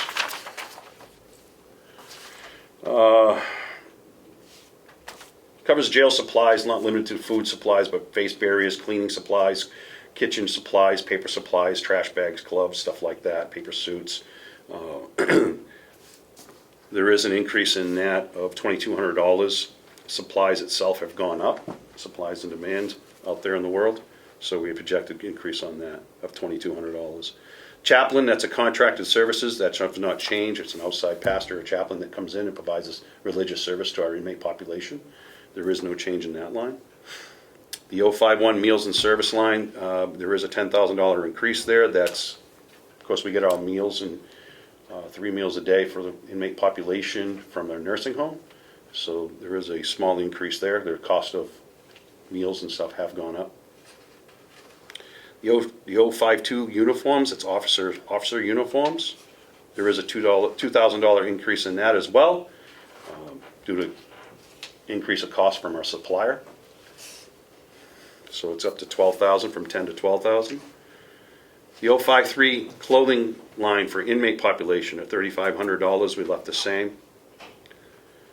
The 054 inmate bedding, mattresses, cost of mattresses have increased, so that we're looking at increasing that line to for $800 from $2,200 to $3,000. The 055 offender line, that's pretty much a wash. It's with the money when we house women from the state prison. So it's kind of a push, a wash line. Electronic monitoring, it's staying the same at $3,000 for the 058 line. These are 2 new lines that came in last year in their projected numbers. The 061 electric line, it was projected last year at 96, little over 90, just a tad over 96,000. This year is projected for 79,000. I know we're got a contracted rate, but I'm thinking these numbers were provided to me. I'm not even sure how these numbers come about, but personally, I think it might be a little low. That's what I'm saying. Because electricity rates have gone up, but I could be wrong. I can add just a little to that. So previously, the DPW building was charged to the jail. Oh, And so now we've Oh, pulled so it's out. broke off? Okay. We've I also was pulled still off in the- some you'll see in DPW as a new line in their budget, separate, just doing the best we can to estimate based on square footage Okay. and hours of operation. All right. Well, that would make a little more sense, because I was unaware So, of that. Because I had a notation of here going, yeah. And I had the same notation with propane as well, so I'm assuming propane's being broken off as well, which is Yes. the next line Yeah, with the some of 065. Yeah. Okay, so, because there is like a $20,000 reduction there. 067 advertising, so we got 750, that has not changed. The 068 telephone line, it's not changed, still $5,000. Let's see here. 069 laundry, still $1,500 with the laundry system we have of the ozone. It definitely saves a lot in cost and laundry soap and all that, so it works very well. So there's no line change there, or cost, I should say.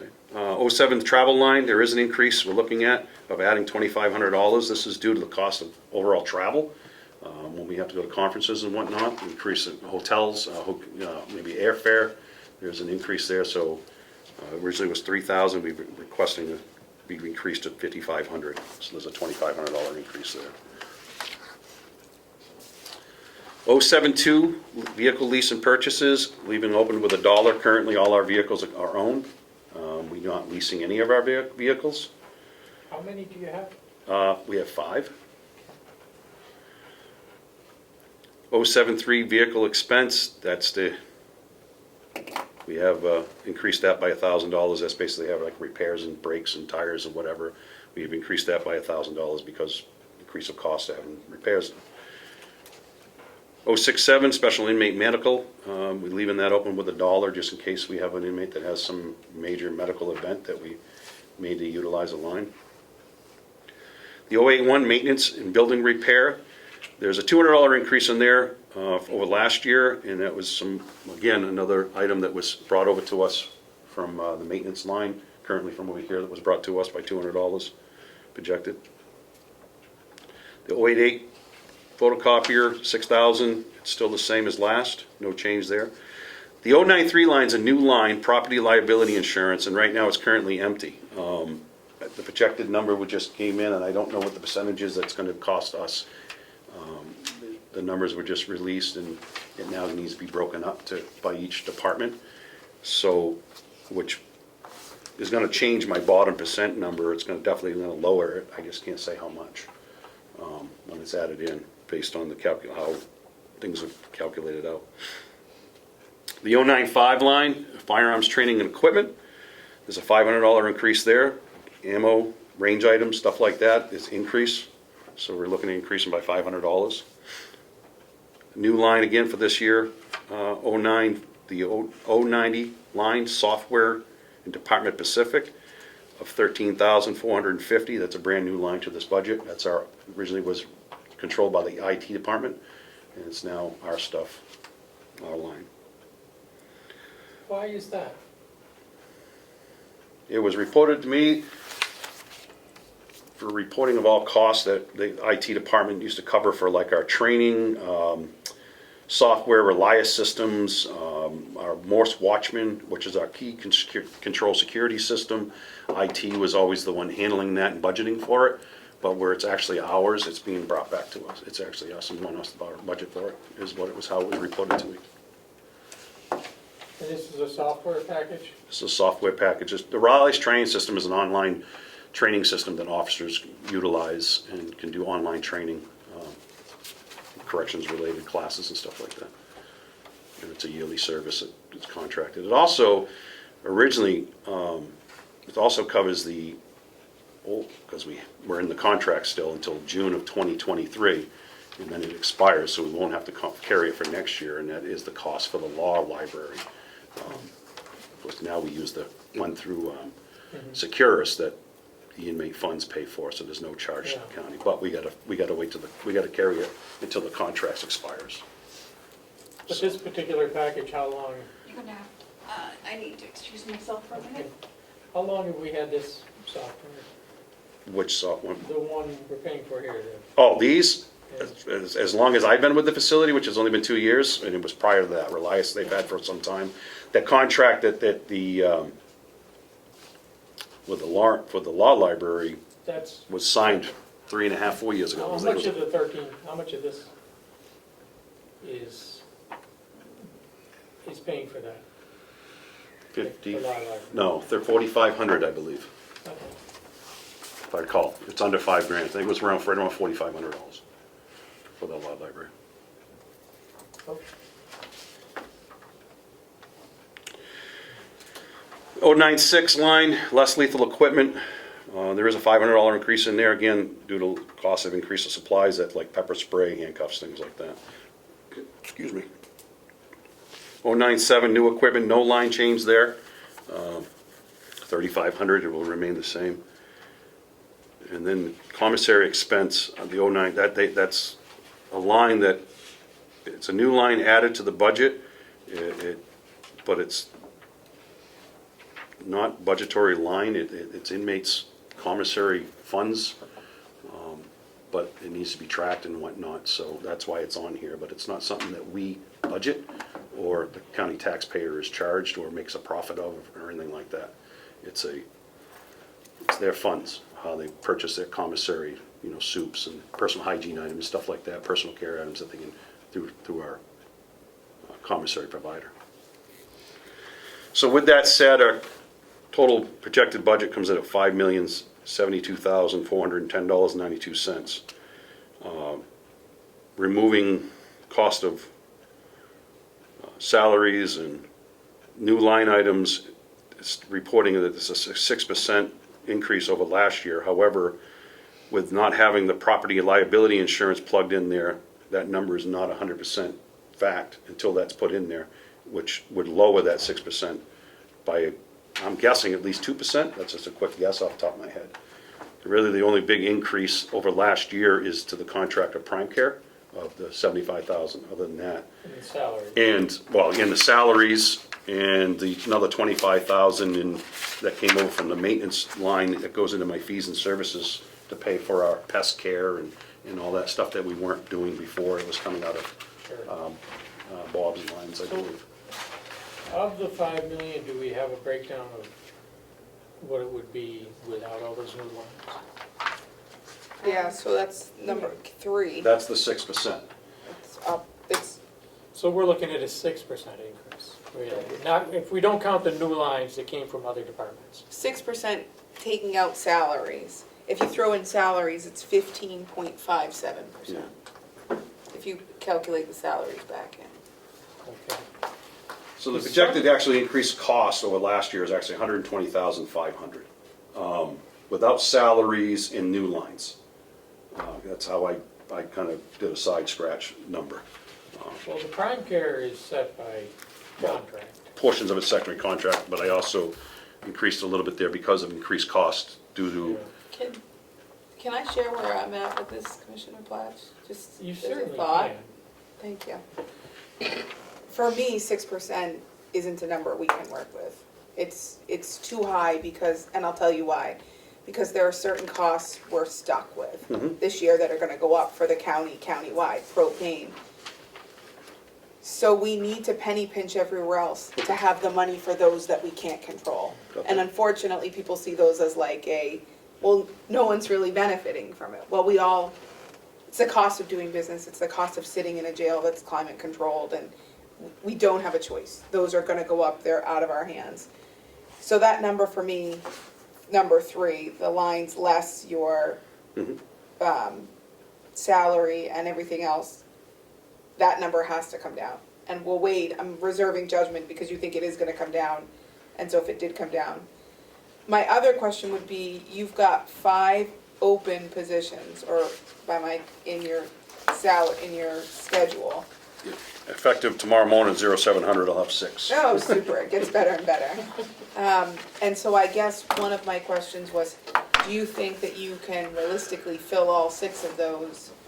Or can we take some of that money to lower it to fill the gap, because you have a lot in your current salary line? You had a big increase that I don't know.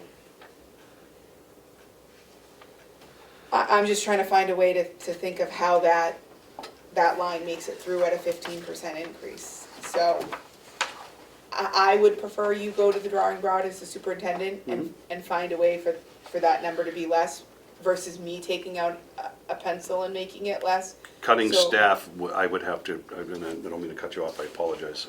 Cutting staff, I'd really have to push back on because of safety and security of the facility.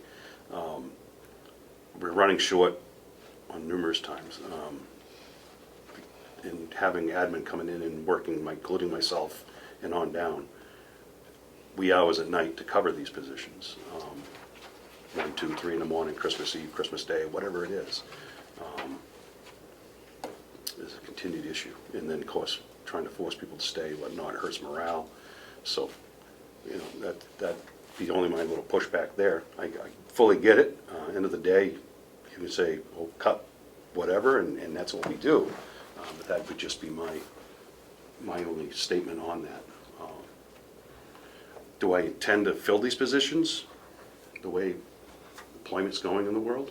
More than likely not, but my hope is to. And that's one of the reasons why we're looking at projected salaries the way we are.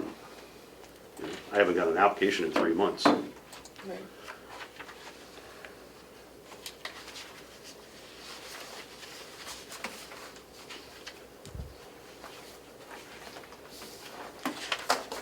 There's areas that I can, I mean, I will go back and definitely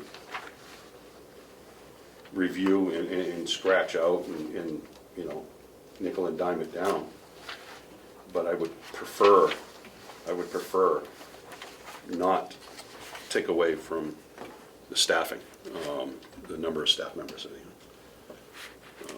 So, I'm looking at some of these lines, and there's some pretty significant jumps, but they're small, each one might be a small amount, but they do add up.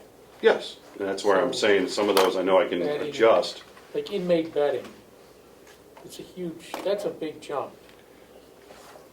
And we don't really need more beds, is it just? It's mattresses, you gotta replace the mattresses, they get worn. We had an inmate that was with us that uncontrollably would soil herself without knowing, and she ruined a dozen mattresses because of it.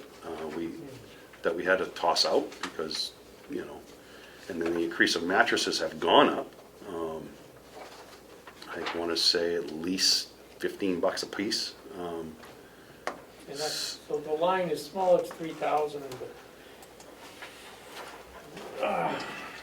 Well, we can't have them lying on the metal bunks or on the stack of bunks. We have to provide them a mattress. But Pretty much have to. By statute, you know. Gotta be humane. Yeah, exactly. Well, we do. We do.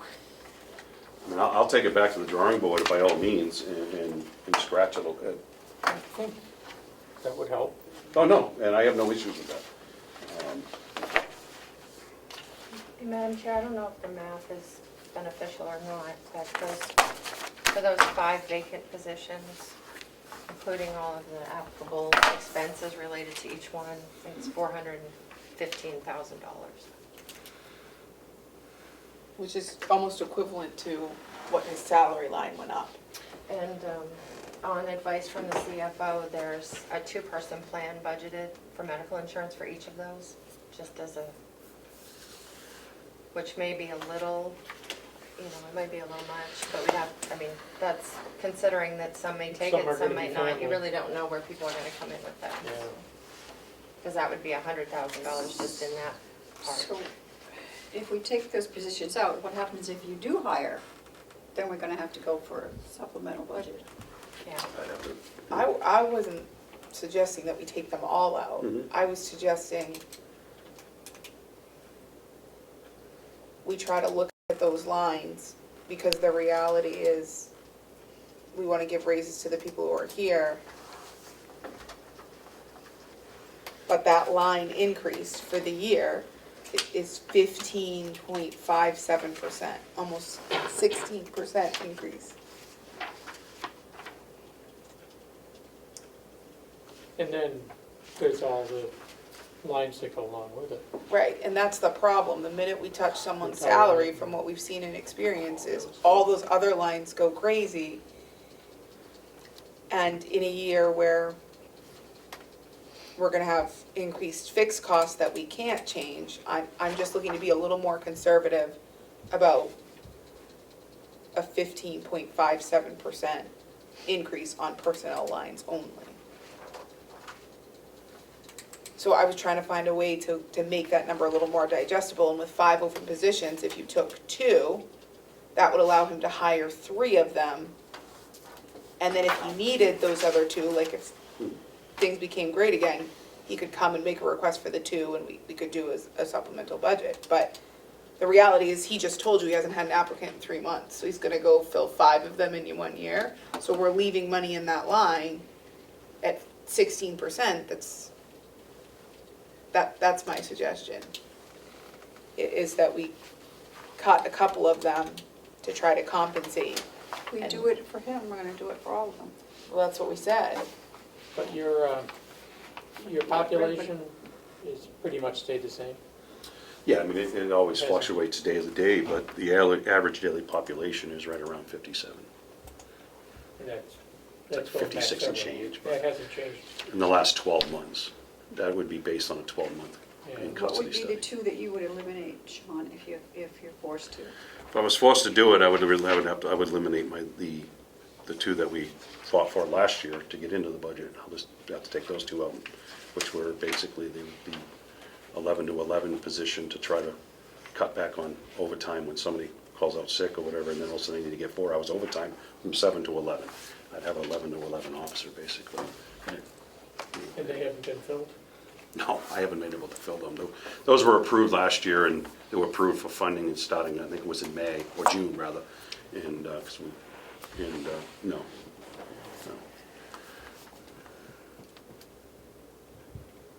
Even my mental health person since May, I've only received 2 applicants in that position, for that position, and neither one of them worked out, and that was back in July, so I haven't seen an applicant for that mental health position. Jim, who was with us at the time. Which is, that position's salary is quite high.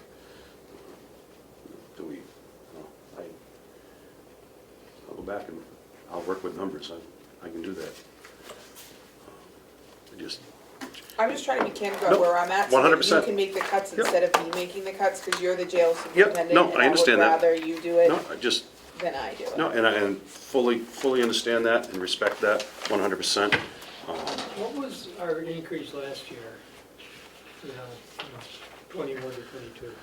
It was right around 7%, but we had a lot of lines added last year as well. And the only real, other than that, it was really only around, I want to say it was like 3.2 or something like that. It was, what?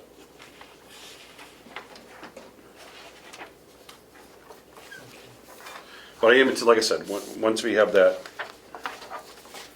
based on how this graph works, once we do fill in the number with the property and liability insurance that's sitting there blank, that 6% is going to come down. I'm thinking it might come down 2%, which, that's Right, just but the just off the top of my head, quick number. The jail's overall budget is up 25%. Yep. But some of that is new lines. Yep, a lot of new So- lines, yes. Can you ask Bonnie, Melissa, if she can take out the new lines and tell us what he's overall up, taking out the new lines? Because she does it in 2, but she takes out personnel too, which doesn't help. We can work on that.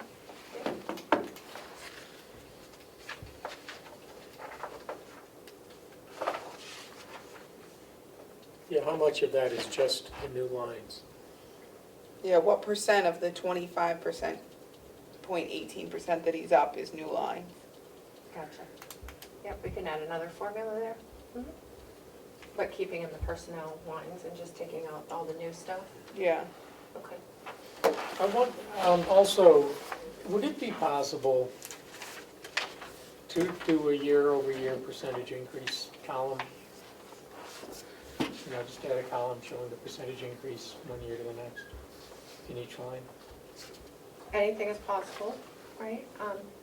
That would be helpful. I'm not sure with all of the changes that have happened with the jail, as far as Just new lines coming in and out. Not counting the new lines, not Okay. counting, obviously, not counting the new lines. Okay, so just to Yeah.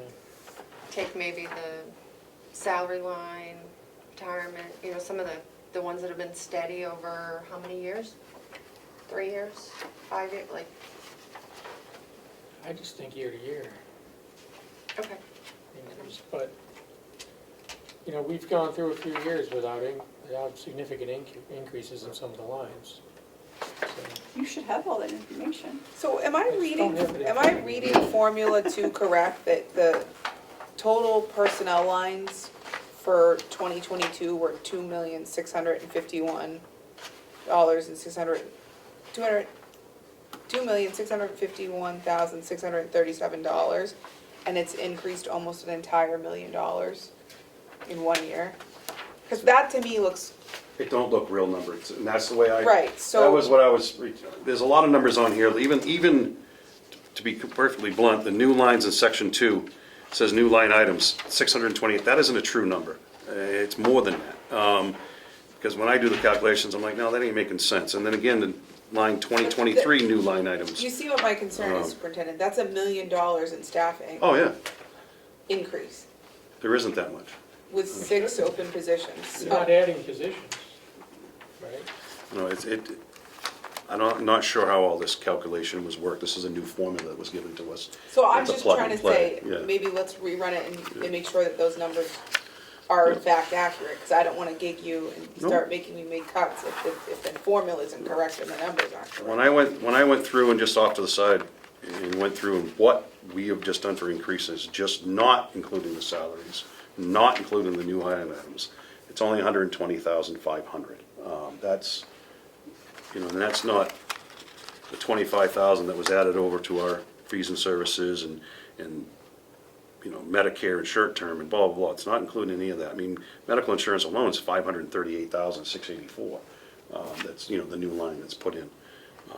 I couldn't go in and look at the salaries too, and that would give me a better idea. But it says here, just from last year's salaries to this year's proposed salaries, if you look at the calculations, last year's was $1,415,268, but then this year's is $1,669,776.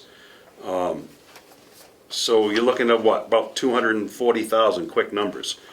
And then admin salaries last year was 526,542, and this year's 570 projected, 574,834. So you're looking at about a $50,000 increase right there. So between the two, it's only about 300,000. So how are we getting that?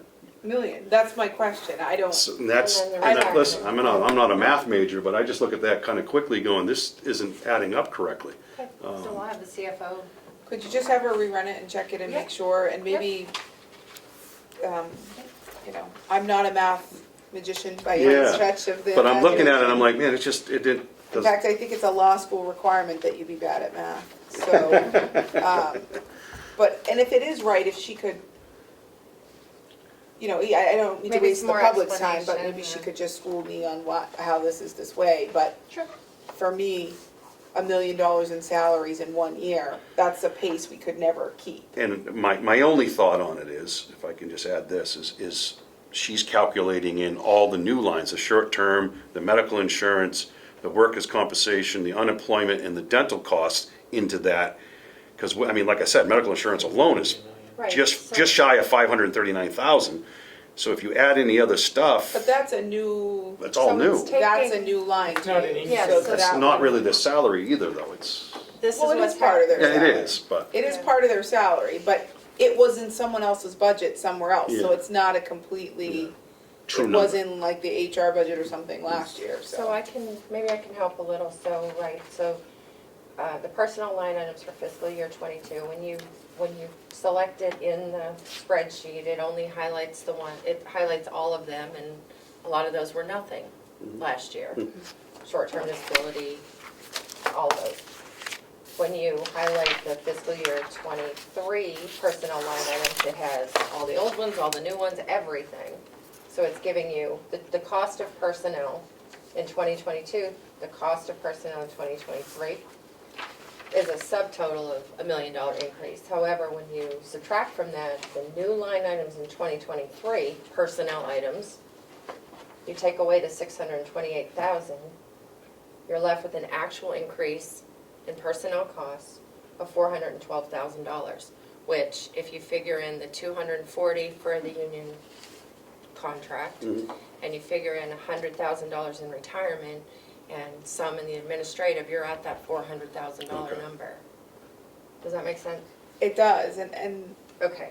I just think an Okay, so- increase of 15% isn't something that is sustainable for the county. Okay. And again, I understand we want to pay the people we have a living wage because everything's gone up for them. but we need to be realistic. And so the only option I could see was maybe looking at those open positions and taking them out and putting them back in a year where our fixed costs aren't such a heavy hitter to us. That's the only reason I suggested it, but I don't wanna micromanage your budget. I'd rather you decide what cuts there should be. My only comment was that I'm uncomfortable with 15.57% increase. And I think we have to be fair because we didn't let. 240. Yeah, the biggest chunk is the union contract. I mean, So probably about 290 of that is related Oh, to union. that. Yeah. Yep.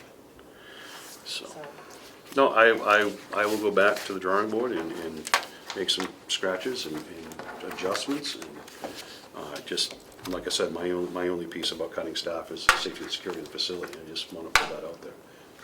And just be able to maintain that and hurting morale more with people working more than they should be. And the next thing you know, they're like, you know what, there's other places out there. So. Yeah. All right. Everyone's trying to hire. So Linda's next. Anything else? Not for public. All right. Well, thank you. Thank you, and Sean. I will get working on this. Thank you.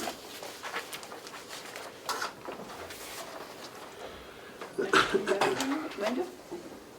Warmed them up for me, did you? Something like that. I didn't warm the seat up. Oh, excellent. So this budget replaces the other one, okay, right?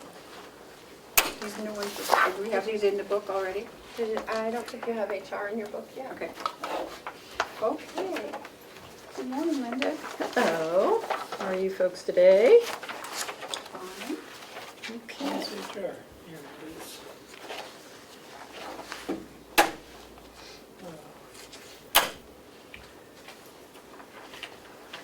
So I think my budget's a little bit challenging because there's things that have shifted and moved, like, Everybody's. I know, I guess that's true, So I can walk through each of the lines, but I thought I'd highlight first some of the significant changes. So for overtime, I've dropped that significantly because of what I plan to do with the HR generalist position. The current job description for the HR generalist position is highly clerical, paper pushing sort of job. That is absolutely not representative of the duties that the current HR generalist is performing. She is on her own at the nursing home and handling everything from employee relations to management coaching as they deal with either performance or attendance issues. She regularly answers questions on benefits, handles that on her own, kind of pulls me in when things bubble to a level where she feels that I need to be involved.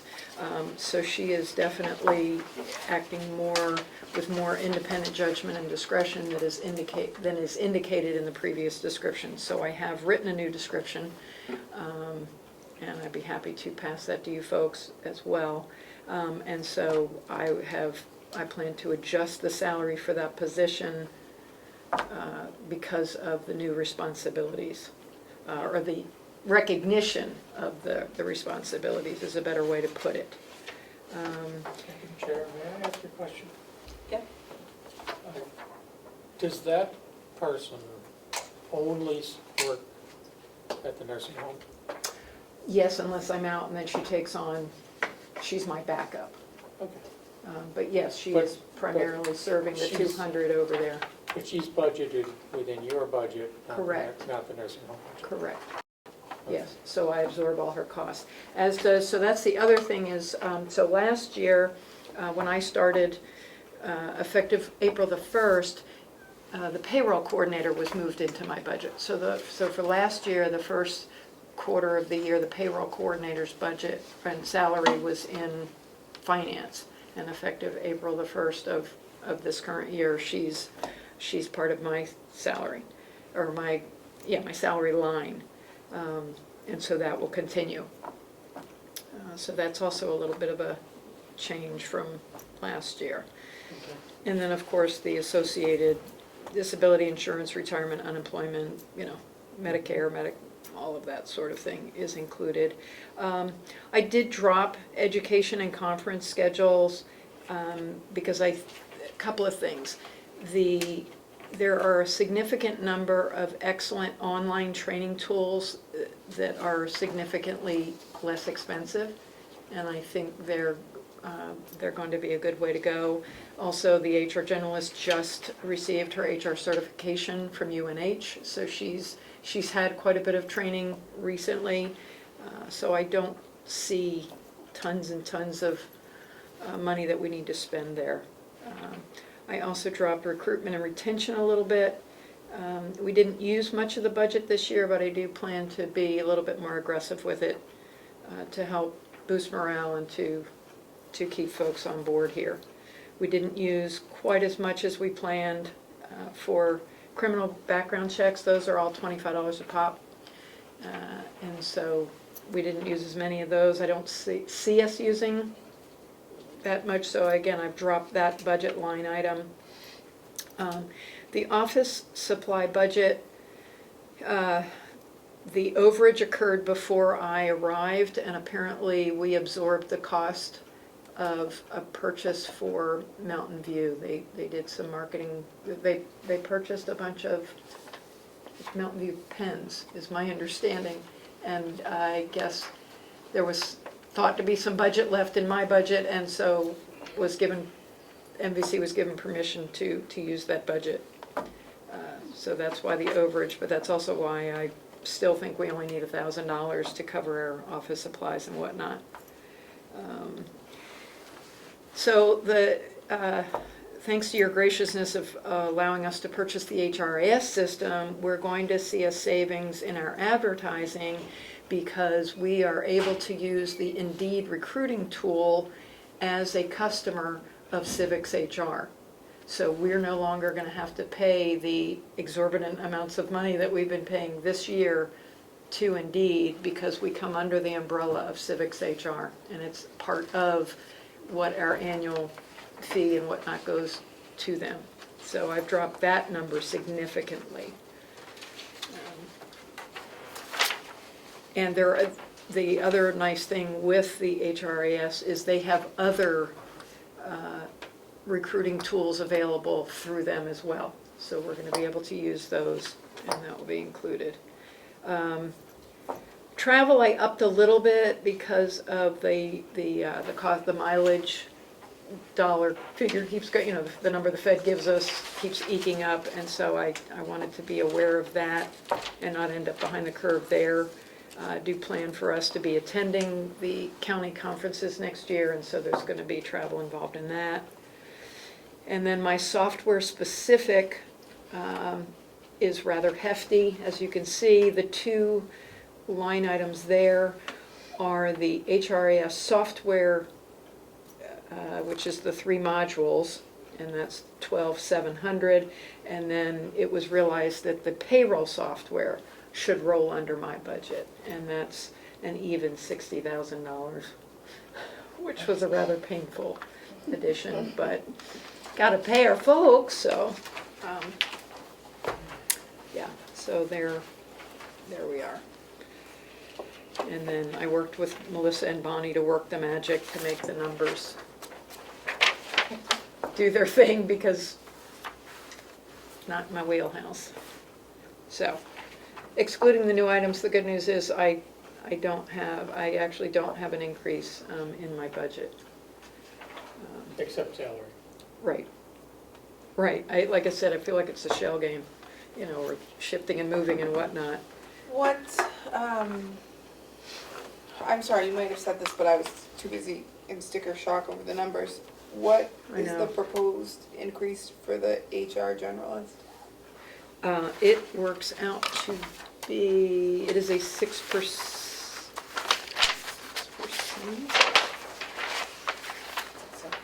Yeah, I just don't understand how to read it, Nope, I understand. She was making 58, the proposal is to go to 61. Correct. Correct. The other reason I did that is comparatively, when I'm comparing her position with the payroll coordinator, who's at a significant, the payroll coordinator's at 58.6. And the nature of that job is much more clerical and much more rote, and I felt the compression there was an issue. So I'm trying to get some distance.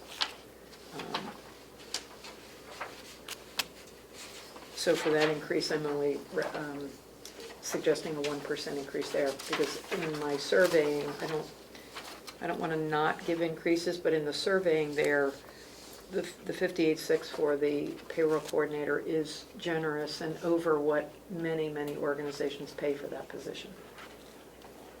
So rather than red circle, I'm going to go with a fairly small increase and try to increase the responsibilities there to be more in line with that kind of a salary.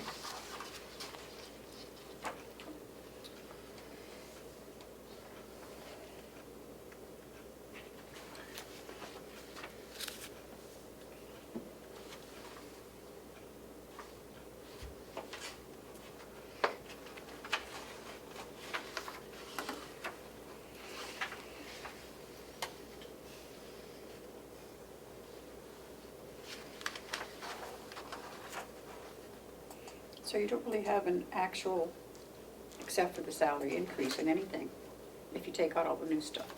Correct. And there's a lot of new stuff. And there's a lot of new But a stuff. ton of stuff came out of her budget. Right. A ton of stuff was taken out, so her budget should have decreased significantly, and it's increasing. What was taken out? She had all of everybody's payroll. That's why it's going into their line. So everyone's coming in and saying these new payroll lines, benefits, all of that, is new to their lines, and it's making significant impacts in their lines. It came out, I believe. Is that not where it came out? No, Sorry, no. no, special fees. Oh, okay. No, it was not in there. All I right. know, there's a lot of moving parts it would've this been year. huge. It's very confusing for, Right. yeah. So is this number two, is that correct, that there's only $26,000 worth of new line items for you? That's it? So Yes. Bonnie did some work on your formulas, if I might. Are they the same? This is what the commissioners have here. I just want to make sure we're still the same. Okay. Yeah. Yeah. Mhm. Excuse me. Yeah, the new line items being the health insurance and the disability, the dental insurance.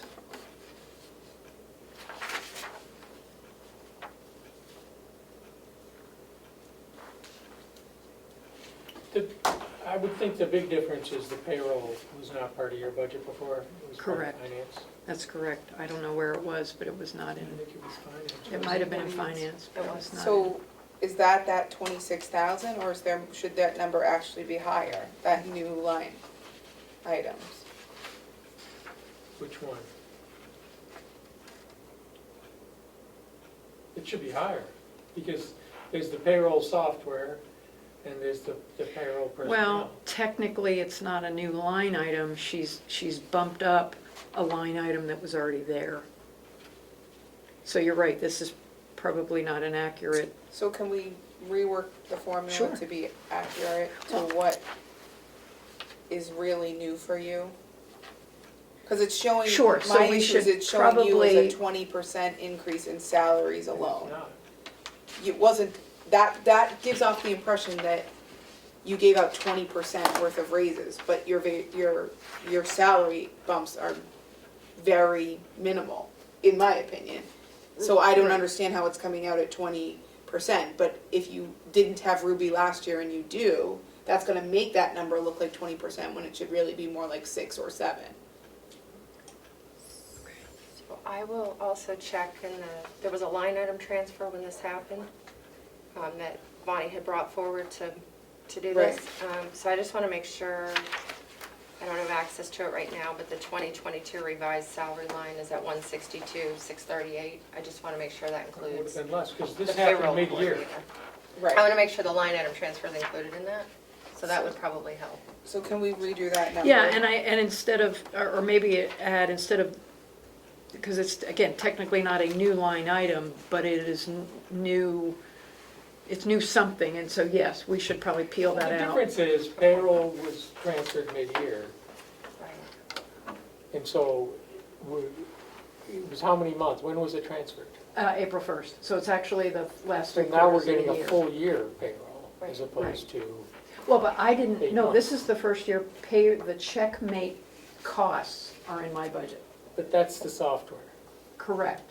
But the The salary was person all, was there, right, the was already in position your was budget, but there. only for 8 months out of the year. Right. And now we're getting a full year of that. But I believe you're right, we need to break it out to get a more accurate picture of, Or you could, if you annualized her salary, based the increase on that, We could do that, we can or add actually another. show salary increases for each employee. Well, they did on the last page. I don't think it shows the increase though. It does, it's, the first column is their annual, current annual salary, the column right below it is what they're projected to go to. Oh, I see that, yeah. So what's the percentage increase in the salary total? That it doesn't show. That it doesn't say. We don't have that. If you show those percentages, it just, it leaps off the page and it's really accessible.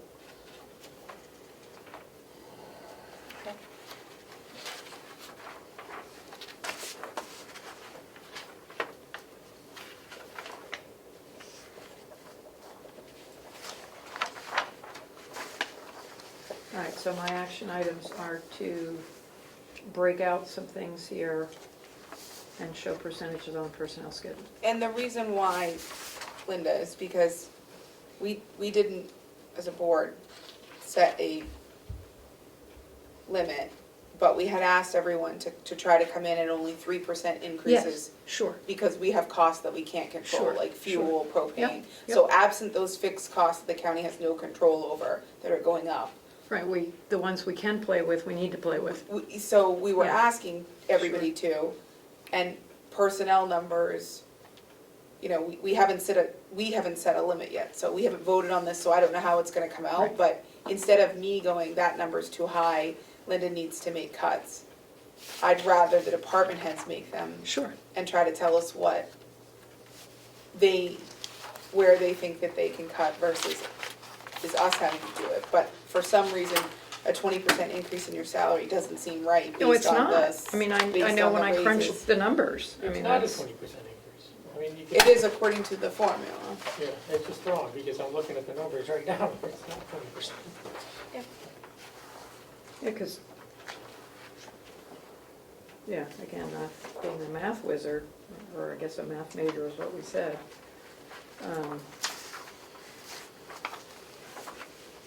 So yeah, so if you could look at that formula, Yeah, I thought I came in at 2.9 for salaries, so I'll confirm that. I think you did. Because I didn't understand initially that it was 3% outside of salaries, so I was shooting for 3 and everything. So I'll confirm that.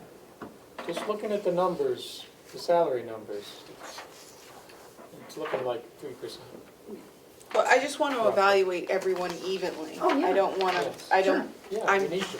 Yeah, My we need to look at goal- oranges and oranges, yeah? my goal this year was to treat every department evenly, because this is just a rough budgetary year with so many uncontrolled costs.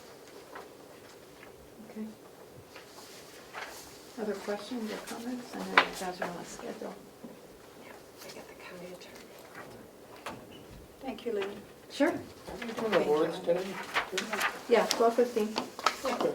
And there's lunch in it for you, too. Oh, really? Uh-huh. That's so nice. We should do awards everywhere. We should award people everywhere. Right? If we get lunch out of it, Right. just saying. Thank you, Linda. You're welcome. I'll send you in the But no donuts. thank Only the No delegation donut, I gets don't think donuts. donuts are coming. I think you're safe. Would you mind telling Michaela, Right, is that what yeah. you said? Yeah. Okay, thank you very much. The county attorney's budget. Oh, are we gonna do that? Next. Yeah, your favorite. Oh, yeah. This is a really important one. And victim services, there's one. Yeah. What is it? Victim services, which shall also speak to, there's two. And, right, Can we just have a minute? Are we doing more, Melissa? Yeah, Ms. Taylor's on her way up. You're supposed to. I'll be right back. so one thing I just wanted to point out before she does come in is that previously, the county attorney had 7 budgets and it's ridiculous. condensed it to 4, including her revenue, so try to make it a little easier for her to manage all of the different coding and so forth. And, so just combining the county attorney, the diversion, and the domestic violence prosecutor, and the medical referee all into the county attorney's budget. Keeping the victim services separate because that also has an offsetting grant. So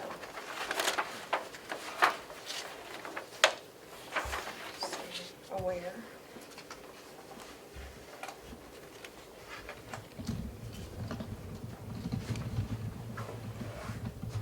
She's also pointed out on her personnel schedule, the position of deputy assistant county attorney does not exist. It's actually an assistant attorney. She has 1 deputy. You'll notice on the personnel schedule it lists 2 deputies. There are, and I know Linda's going to be working on it in the next year, there are quite a few job titles in Checkmate that don't match the person, so that one needs to be updated. But I didn't take the liberty of changing that. I just went right from the Checkmate. Is it vacant?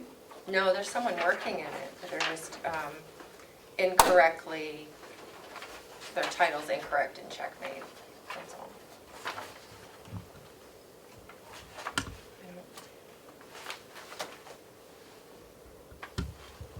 Just know that was a concern she had, that shows 2 deputies, but. Melissa, you've seen all of these, do you have like a proposed increase? Like a total number?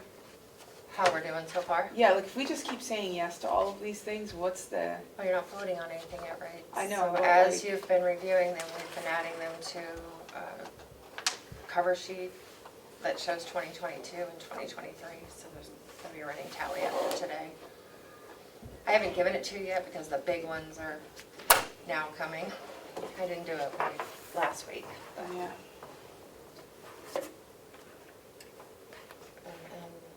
A 70% increase in the victim services budget? 70? 70? Is that what I'm looking at? I have also asked Bonnie if she could review the formulas on both of the county attorney's budgets, just to make sure that they're accurate. So.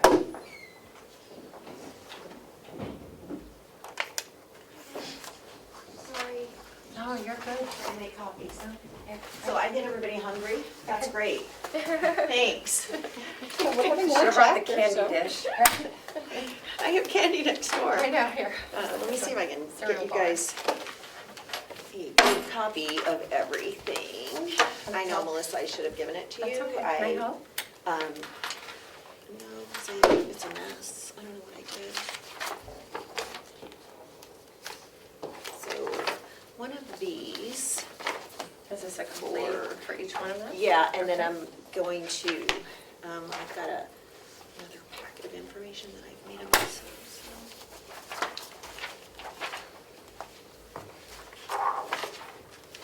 Stapler, I don't want to get these mixed up. One for Terry and one for Matt. Please, thank you, Terry. That whole packet is for one of you. Oh, hold on. Yeah, that's not, that's not. That's different. So. How are you? How are you? We've been doing math all day. How would you be? I tried to make it as easy They're as up here. possible for you. I hate math. I do too.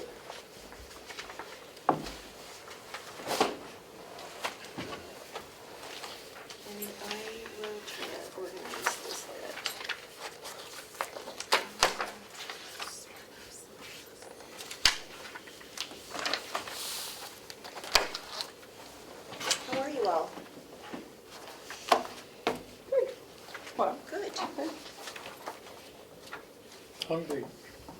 I am not happy that I'm coming to you guys when you're hungry. Come right before lunch.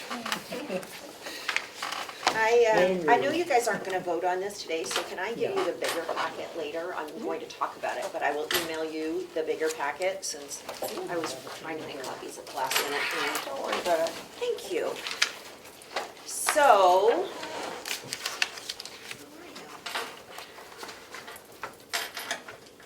Right in. Dive in? Okay. Dive in. Should we start with the larger one? Yep. Before you get too hungry? Do you want me to go get you some food? I'm gonna eat a I have gift card. bagels next door. Bagels would have been nice. So the county attorney budget that I am proposing is an increase because I am asking to add another full-time felony prosecutor.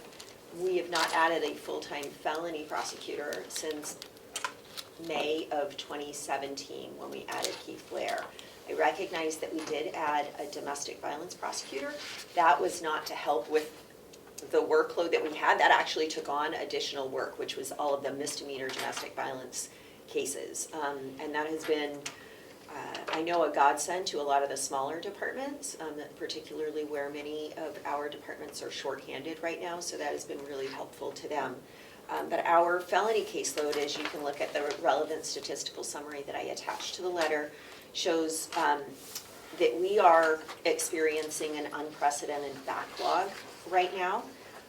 What I did is initially I just pulled the statistical summaries for the relevant time period that we have. So I went back in time to 2015. Since I don't have data through the end of the year, I initially just pulled the data through the date that I pulled the data, which was the 18th. So the caseload of reviewed cases, and I'm happy to explain any terms that you need, but we get in a lot more cases than we actually file. So simply looking at the number of cases that we file is just a snapshot of what the county attorney's office does. And obviously we do quite a bit more than just criminal cases. We also review any untimely deaths. We review DCYF referrals that potentially have criminal cases attached or needing to be investigated. We go to the Child Advocacy Center and observe interviews with child witnesses and child victims. So we do quite a bit more, but I don't know how else to summarize things or give you a good snapshot other than cases reviewed from police departments and then cases filed. So you can see that that has gone from 2015, 159, 2016, 235, 2017, 333. That's the last time we added a felony prosecutor. 2018, 265. 2019, 363. 2020, 376. 2021, 514. 2022, 453. So our caseload has grown by well over 30% just since we added the last felony prosecutor. And I think we would be fine with the caseload growing because, as you know, last year we tried to add support staff to try to take some of the more administrative tasks from the attorneys in order to stave off having to hire another attorney because we do struggle so much trying to find capable attorneys. And when the capable attorneys leave our office, we have to try to find other people. And generally, we find brand new baby attorneys, which require training time, and it takes them time to get up to speed. So we have done everything we could to try to stave off hiring another attorney. That has been very successful. However, the backlog is something that I do not have control over. So currently we have 1,112 open cases in our office. Some of those are on warrant. These are filed? Those are all filed, open cases. 11, 12? 11, 12, and some of them are on warrant. I understand that. I don't have a method in our IMS to pull how many, but I can tell you that it's not the majority of them. And I know what our caseloads are. Right now, our felony attorneys are averaging 116 felony cases each, which is 3 times the recommended caseload for an attorney. Of the 11, 12, how many of those are felonies? Those are all felonies. I only Those are pulled all- felony data because I'm asking for a felony attorney. So The problem that is evident from this statistical summary is that from 2020 on, the cases aren't closing out. We had the pandemic, and the courts were closed, so we weren't doing any trials. We were doing very, very few pleas. And I think that there was some sense in the defense bar that delay was a good thing. I don't know if I'm indicating that's my opinion, because it sure seemed like cases that should have been settled were not getting settled. They were just getting delayed and delayed and delayed and set out and set out and set out. And so what's happened is the normal caseload we have, where we get cases in and we let cases go, was not happening for about a year and a half. So all of those cases that didn't go anywhere were there while we were still getting in a higher than normal or than average caseload. So our attorneys are sitting on a caseload that is massive. Our support staff has been able to keep up with that, because once you do the work on the case, the work is done. So their part of the case ends relatively early on, where the attorneys now have, instead of 1 year's worth of cases that they are trying to prepare for, negotiate, and take to trial if there's no negotiation possible, they have 2 years or 2.5 years at this point of cases. And so that's, I think, what the backlog is. Do I think that's permanent? No. I think that it's going to, take at least a year and a half to 2 years to get rid of a year and a half to 2 years worth of backlog, though. And right now, our only options are add personnel or stop taking cases. I don't know what our other options are. We can't, as two of you are attorneys, we have ethical responsibilities not to take on more cases than we can competently handle. That's something that we take very seriously, and at this point, we're at breaking point. Our attorneys are, they're working a lot of hours, they're working a lot of cases. They're concerned about missing things. Knock on wood, we've been really good and really careful, and we have measures in place to try to catch any mistakes, but we are concerned. And I know that there is talk in the office. We've talked about things we can do. One is to just simply be more stringent, focus on person crimes, because we can't just keep taking more and more cases with the same number of people. It's just not tenable. So my response is I'm going to ask for another felony prosecutor, because I do think the caseload warrants it. I think that the rules of professional conduct dictate that for us, and I think that the law allows for us to have the resources necessary to process the caseloads that we have. I think it's unfair to expect the attorneys to operate above and beyond what their ethical responsibilities are. One of the things that I have that I will email to you all is a copy of the public defender's contract. Also the Rule 1.1, which talks about the ethics and requirement of competency and not to take on more work than you can handle. The public defender's contract has a case management plan in place, which talks about staff attorney workloads. So they have a felony maximum of 35 cases. My guys have an average of 116. And my question is, why are we expecting victims to have less representation or worse representation than defendants? Victims need people to be there and to be competent and to be familiar with their cases. They expect us to fight for justice in these cases, and that's what I would like to do. Knock on wood, we've been really good. I think that our office is, I cannot say enough about the staff in my office. They've worked harder than any office I've ever worked in. I've never seen people as dedicated as the group of folks that we have. I think prosecutors, by and large, are people who are dedicated to seeing justice. I think that all of the prosecutors that we have in our county are people who work for far less money than they could get other places. I think Commissioner Cesari, as a prosecutor, would agree with that. They work for a lot less money than they can get. They work a lot harder than they would have to work in private practice, and they really just are strong public servants. They want to see justice done, and I feel like I'm repeating myself, but I feel like the caseload warrants it, and the level of competency warrants another felony attorney. So that is my request. That is probably the only sticking point in my budget as you look at it. Other than staffing lines, my budget is actually not increasing from last year. We have some new lines that we don't have any control over. The county attorney's salary went up this year. So that has to get paid, so that's going to increase my budget. I implemented or projected for raises below what I think is warranted, but I'm cognizant of the fact that the taxpayers out there are struggling too.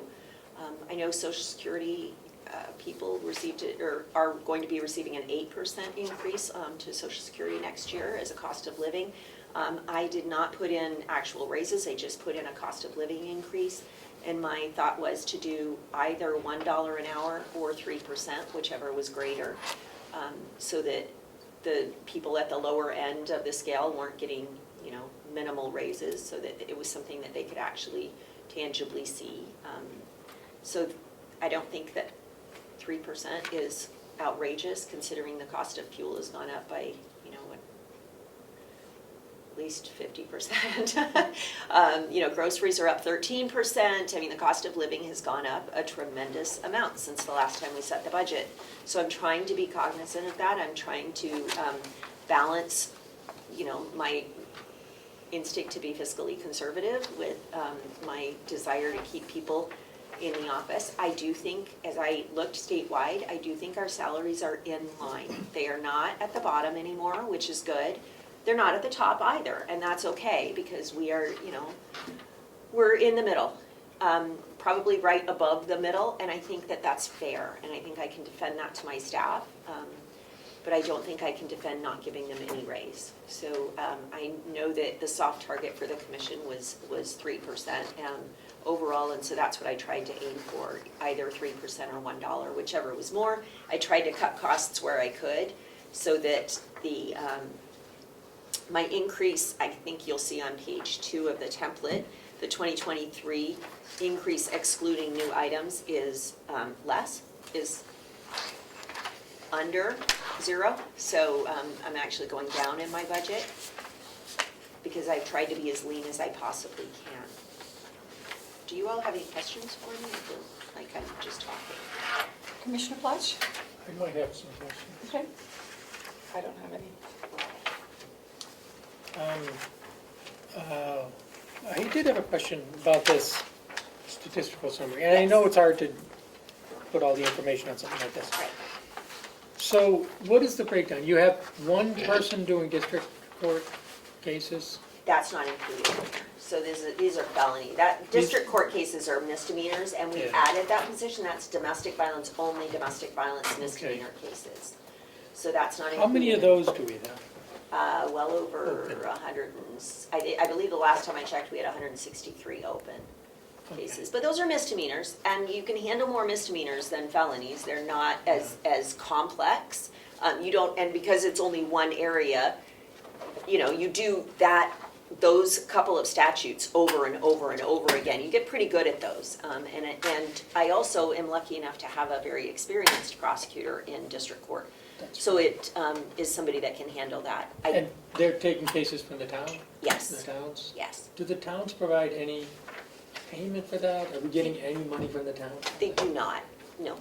But what we are providing is better services for victims of domestic violence and better outcomes. Well, that's important. I agree. I think it's important, and public service is a service to the We're taking constituents. the burden off the towns to do that. We have, which is, I think, something that the towns had asked for initially, and prior to you becoming a commissioner, that is something that I tried to get year after year after year, and what I found was the towns just weren't going to do it. So my choice became, do we as a county fund that and give what needs to be given to victims of domestic violence, and really to defendants too, because you have an experienced prosecutor who handles these cases all the time. They are going to get better at handling that type of cases.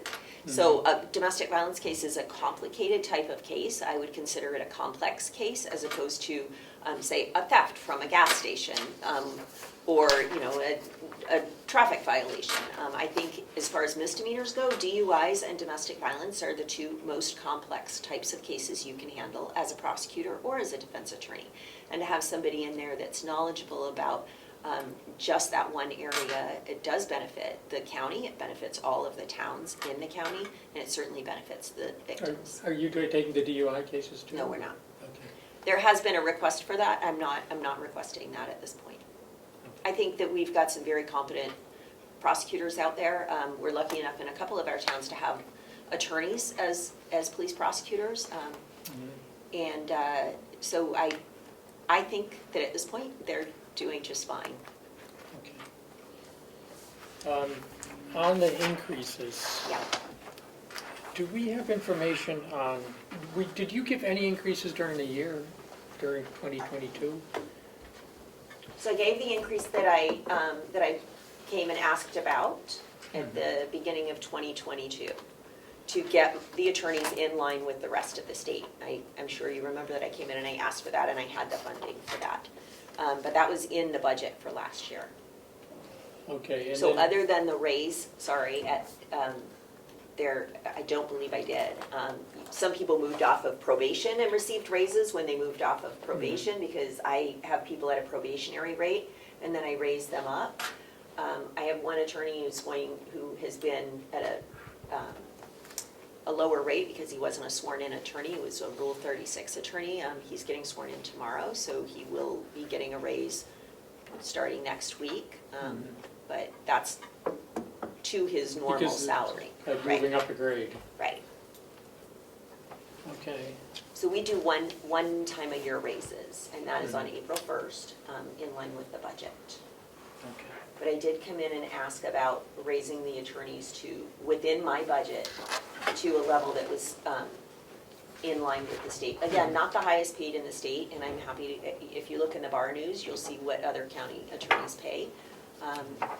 Sullivan County hires right out of law school at $83,000 a year. I pay $78,000, so we're not the highest in the state. Merrimack and Rockingham, I do believe, pay $80,000, so we're not the highest in the state, but we're also not the lowest. In terms of the backlog, you have 11, 12 open cases. Yeah. Where should that be? Is that twice what it should be, or? Yep. So another thing I did is I pulled the number of cases, as you can see in that remaining open. So of the 122 cases filed in 2015, 5 of those are open. So we can figure those are probably out on warrant. Although one of them is not. One of them is, yes. 7 years ago now. One of them is a sexual assault case that is still open and set to go to trial next year. Next year. Last time it went to trial, you were still in the office, is that? So that was years ago. But as you can see, the remaining open column in my relevant statistical summary is the issue. Where's that? That is the Middle. so remaining open and then remaining open remaining weeks. So those two numbers added together are the full number of filed cases that are still open today from each year. And I broke it down into 2 because we don't have the full year for this year. So, you can see that all of a sudden in 2020, when the pandemic hit, and then in 2021 during the court closures and everything, that the cases just did not move. So from the relevant period of time in when courts closed for the pandemic to now, we still have almost all of those we have 500, in the low 500s still open, just So from that basically relevant double. time period. It's Basically. right now it's double what it should be. Right. Yep. And we recognize that that is it's not going to be permanent. I know that. I still think that even without the pandemic, if you just look at the cases reviewed and cases filed, I think we're at a point, last time we added a felony attorney, that year we filed 323 charges during the period of January through October. And this year we're doing 392, so we're up at least a caseload. Last year we did 476 in that same time period. So we're up by at least a caseload even without the backlog. But right now we also have the backlog. So I think, as I present it, I think the urgent need is for an attorney to help us with the backlog. Long It looks term, like the cases reviewed jumped during the pandemic, though. and I think that's to be expected. So would we expect that to go back down? Well, it has gone down a Yes. little bit, Yeah. but not, it's gone back down to where it was in 2020. It's a little higher than 2020, about 60 cases more than 2020, which is a whole caseload right But the there. pandemic ended like a month ago, officially, right? It's like just ended. Right. So this would be a permanent position, though? This isn't like a temporary position? I mean, this isn't, we're going to do this for a year and then it won't be needed. Well, I think our caseload supports that. I think that even before the pandemic, we went from 333. So let's say the cases charged, even 323 cases charged the last time we added a felony attorney. So we were handling 323. Now, with the same number of attorneys last year, we handled 476. So that's 2 caseloads. So this year we've already handled 392, which again is a full caseload. That's 60 additional cases. That's a full caseload. So I think we're at the point where we do need to add another attorney. The caseload would support adding 2, but I'm not asking for 2. I'm asking for 1. I would like that to be a permanent position, but I'm open to suggestions. Given the realities of my office and the realities of where we are fiscally in this county, I'm open to suggestions. But I do think I've been in here a few times, and I know that you all can probably hear the stress in my voice, which is not normally there. I know everybody in my office is at a breaking point, really. I think that as I go to the other county attorneys and talk to them, they all feel the same way. It just feels like the cases just keep coming and coming and coming, and there's no outlet for them, and our people are constantly in trial. That translates also into victim services, because instead of talking to victims on, 500 cases, or there aren't even victim services on all of the cases. So let's say they have 300 normally that they're dealing with in a given year, where they have to reach out to witnesses to arrange for subpoenas, arrange for them to come to court, arrange for them to come in and meet with the attorneys for witness prep, things like that. Right now, they're dealing with double that. So they are on the phone all day long. The amount of time that they can spend with a victim has gone down by about half, and that's not really fair, which is why I'm also asking for an additional person in victim services. I think I recognize that I'm asking a lot. I do. I recognize that as I look at all of you, I know that every department in this county needs funding, and everybody has needs. I just want to make sure that we're continuing to provide appropriate representation for victims of crime. So your note says additional felony attorney half year. Right. So in next year's budget, that's going to be even more, because it's going to be a full year, right? Yes. So the 18% increase covers the additional... Only half a year. For half a year. And some of that is not that position. Some of that is things that we don't have any control over. So for instance, there's a $15,000 that goes into my salary line that is not, that's non-negotiable, that's set. Yeah, we don't have anything to do with that. The only thing that is, and part of that is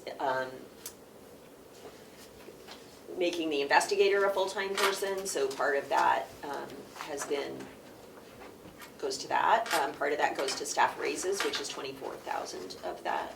So Now, you did just add the investigator. I bumped up the investigator. But to be fair, we haven't been using that money, so we've been giving that money back to the county because we didn't have an investigator. So at the end of every year, I mean, as you can see where I am now, I'm not going to use my full salary line this year because I wasn't able to fill those positions. The positions sat open, which is another issue we've had, is that we've been short-staffed for a long time.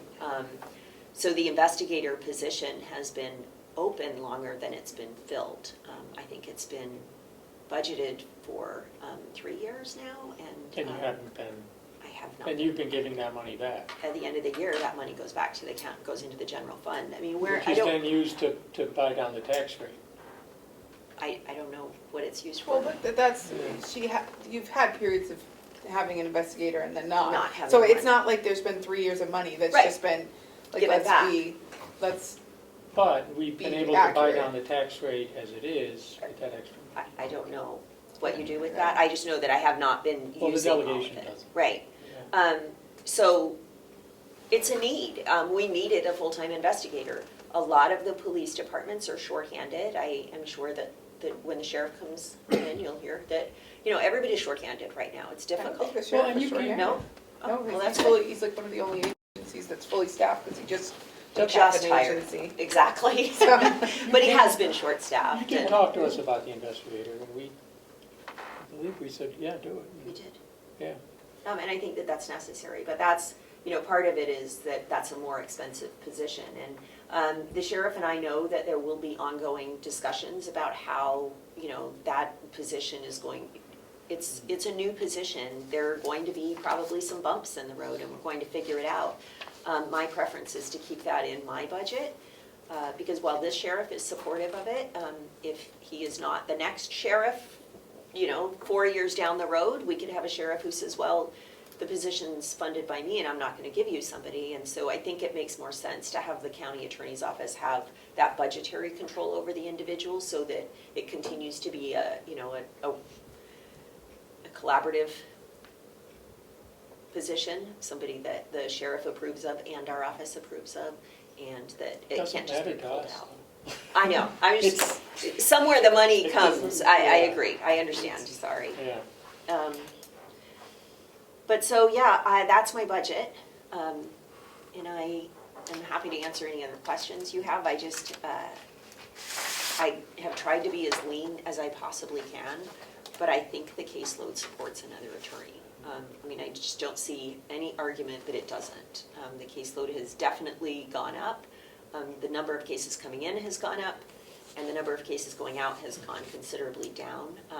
And the backlog is short-term, but the caseload is not. The caseload is steadily increased, as can be expected. When the population goes up, there will be more cases. Except in 2018. Yeah, oddly, that was a dip. That was a good year. That seems to have been a good year for the county attorney's office. What happens if you don't get the attorney? You see filing fewer cases, and which That's our ones? only alternative. Which ones would you not file then? Well, my focus obviously would be on crimes against persons, that we would, You that would would be our, continue to file those. those are our priority. That's where you would prioritize. Right. But any cases that we don't take, go back to the towns, which the towns aren't really prepared to handle more cases either.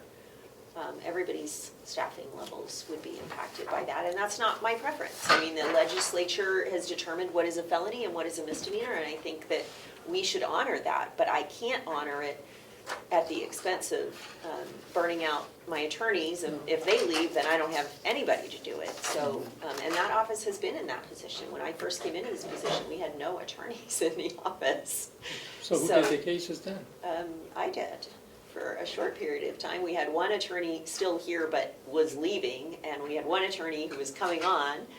So it was a bit of transition, but that's really where we were for a short period of time. And I'm not going to do that again. What year was that? That was in 2016.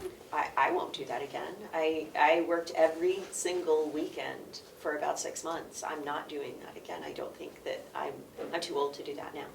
So I'm not doing it again. And I don't know that I would have anybody coming in that would be as dedicated as the person I had that came in at that point that was willing to work weekends and nights and help the office. So that was a tough time for the office.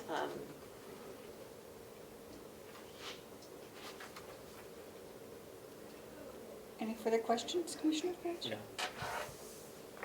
I don't have any. Okay. Well, thank you very much. Thank you. So that's my overall budget. Do you have questions on any of the other budgets that I have to Well, present? there's the Victim services. victim services. I mean, my arguments are the same because it is the same cases that are handled by victim services, and right now they are, you know, as I indicated, handling twice as many victims because the cases didn't go anywhere. That I do anticipate is a short-term problem. So if just not.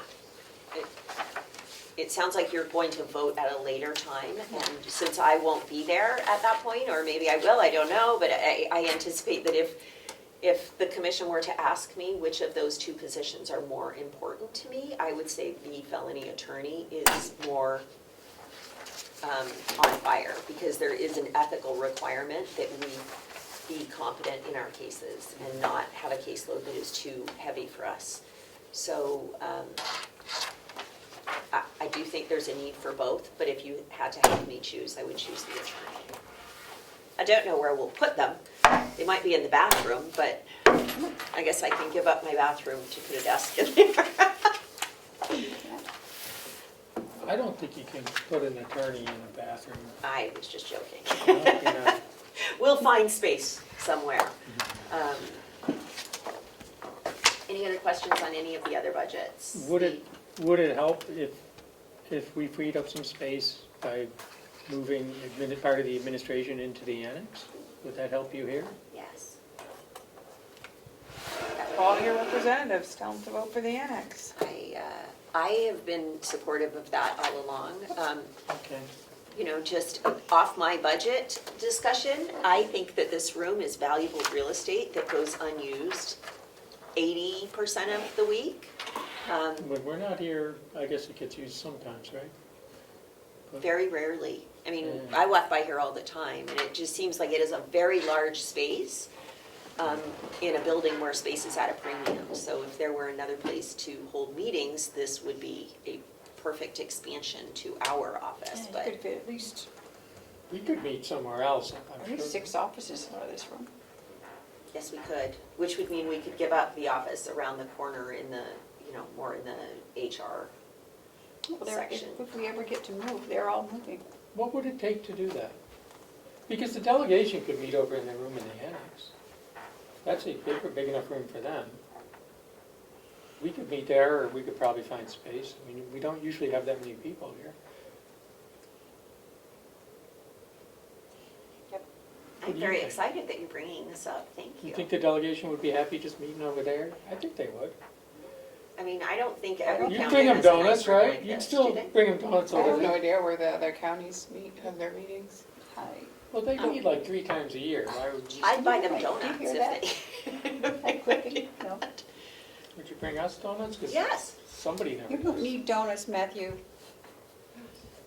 I'm Well, just I saying, don't. if they agree I to meet don't. over there and give me the space, I will buy them donuts the 3 times a year they It's meet. not really up to them. It's sort of like, Well, that's true, the commission has control over the building. well, we can only so- spend 5,000 But you to can, renovate this Doesn't- room. the commission have the authority to decide where meetings are gonna be. So, We have to heat it anyway. Half of them Zoom in anyway, right? I know. I think that's an excellent idea, Commissioner. It is an excellent idea to open up that building and start using it. Seems a shame not to, but. It seems criminal not to. Anything else? Nope. That was the fastest I've ever gone through a budget. I would just say it's like giving me heartburn. Increase. I know. I'm just really glad we didn't, like in prior years, vote on it because it's sticker shock and the first couple of budgets would have paid the price. Because you can't see the big overall picture. I know. And unfortunately, we have to consider the big overall picture, so. I think that's absolutely why it makes understand it. more sense to wait to the end and see. Where everybody else is. Where, are these the requests across the board, are these the, what are those? And then prioritize, So- as you all have I done do have a before. question. We had given you ARPA money. Yeah. Have you used all that? And that was for what? Hiring two support staff? Paralegals, right. That was for And two support staff, I was only paralegals. able to hire one. And- I mean, I hired two, but then one quit after 2 weeks and I've not been able to. Why did they quit? It's a lot of won't work. ask. You don't have to It's explain. a lot of work. Well, yeah, maybe She they just weren't said it's a cut lot out. of work, and it is. And the other one stayed. Yeah, and he's And been is that great. helping out a lot and stuff? Absolutely. That has Okay. been, I mean, I think that's why I haven't been in here before begging for another attorney. And I said that when I came in and requested ARPA money. I said, I think this will push off getting another attorney for. How much of that money is left? I was gonna say, how much I ARPA money? I asked Bonnie, but I don't know that I've gotten a response. Because We might be able to use that for, because the reason for this attorney, and I know you want it to be permanent, but the real reason sounds like there's this backlog. I mean, that's what's crushing. And, maybe we look at what's left in that ARPA money,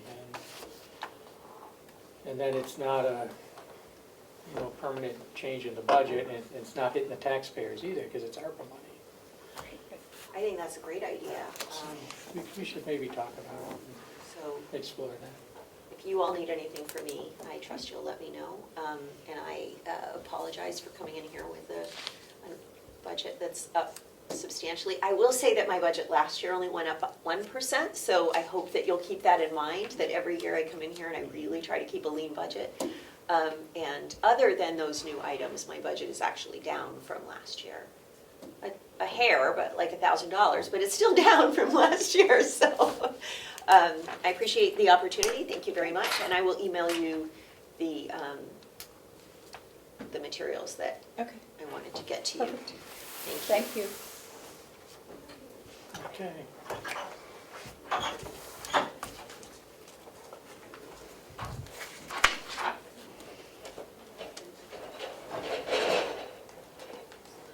Lisa's award for the registry, because they couldn't make it to the dinner.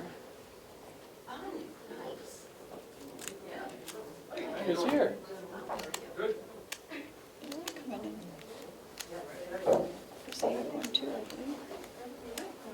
That's all right, I don't think I can stay in my chair. There's some stuff going on at work, I think I have to go. Okay.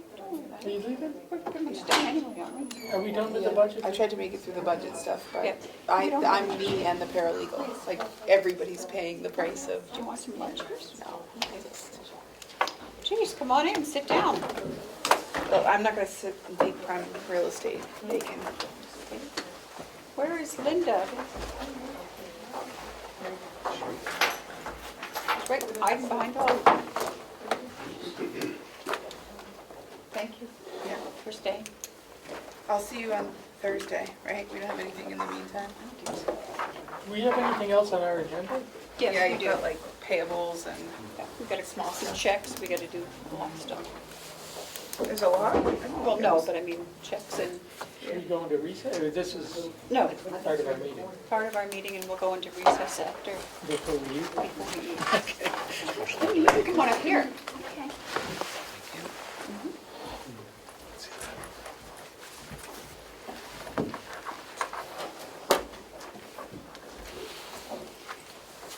If you would like, did you want to do this presentation?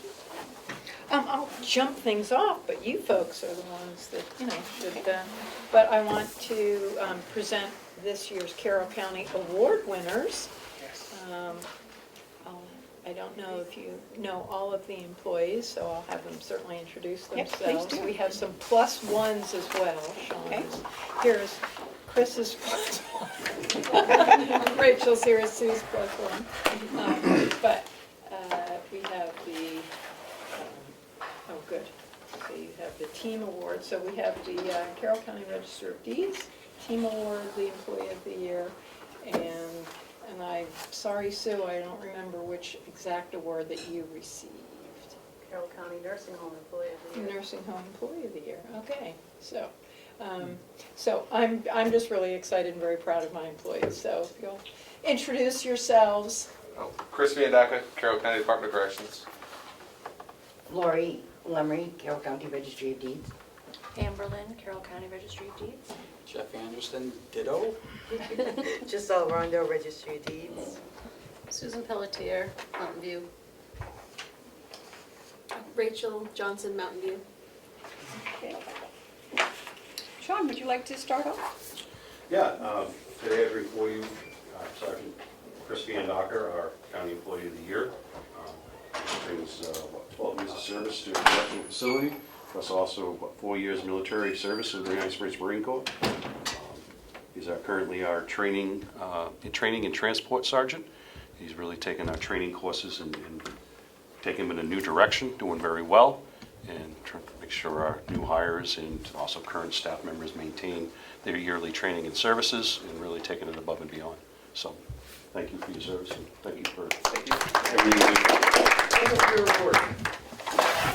And we will be having a photo op. What we'll do is after we have this whole conversation, before we eat and get food in our teeth, we'll take the photos and then grab some lunch and dine together. So, all right. So you have the letter. I have the letter. Would you like to read this? Sure, I'd be happy to Okay. read it. That involves changing I glasses. know, that's why I'm not, because I can't. So this is the county team award for our Registry of Deeds department, and this is the letter that the Register of Deeds, Lisa Scott, who could not be with us today, submitted on behalf of the team. The Carroll County Registry of Deeds employs 4 people who together work as a team to manage the day-to-day operations of professionally recording, protecting, and providing access to a very important asset for every citizen living in Carroll County, the official land records. Our employees are trained to perform a task to a level of excellent competency. That employee then trains all other employees in the task, one at a time, until each employee is trained to perform the various tasks completed within the office. When one member of the team is absent, another team member steps in and fills the void by taking on any duty to make sure the office maintains its quality work product within a timely manner. This team can assure Carroll County that the office will operate properly through all reasonable circumstances and times. Regular events interrupt smooth office procedures and operations. Disruptive happenings experienced recently have been straightforward internet failures which create havoc with our customers and then our team. Complicated computer glitch which suspends operations temporarily, angry or threatening customers demanding more services than we can legally provide, or simply the existence of the COVID pandemic.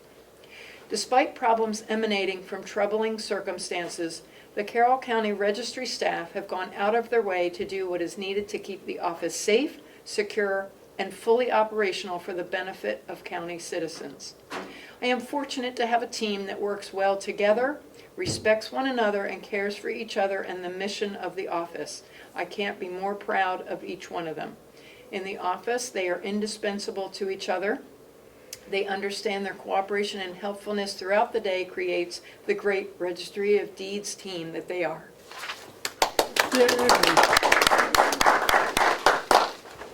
And if one of you want to come up.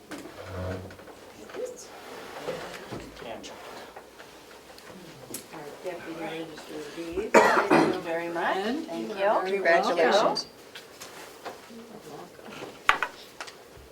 And I don't have your letter, but would you like to speak? What do you want me to tell you? Tell us what you do. I am the Recreation Director at Mountain View. I've been there 26 years. Long time. I still enjoy it, so that's good. And she does an amazing job. Yeah, she's a great with boss. Fairly small staff to keep our residents active, happy. I've learned over the last several weeks, you and your folks do more than just recreation. I mean, you are there, it's resident care. and whatever is needed is what you do to, again, keep the residents active and happy. We're not well taken care of, we can't really do fun things with them, so. I start my day every morning with helping with breakfast. Yes, exactly.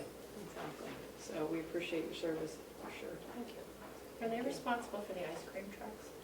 Yes. And they were responsible for the ice cream truck, so what's not to love? That's worth an award right there.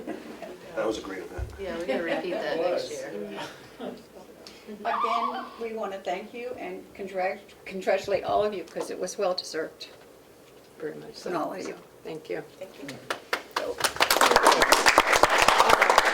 Let's have lunch. Well, I would like a picture first. So with the commissioners on either side with all of our award winners, I'm not sure the best place to. Usually. do it right up there. We'll get out of the way. Okay. So we will go into recess and it is 12:31.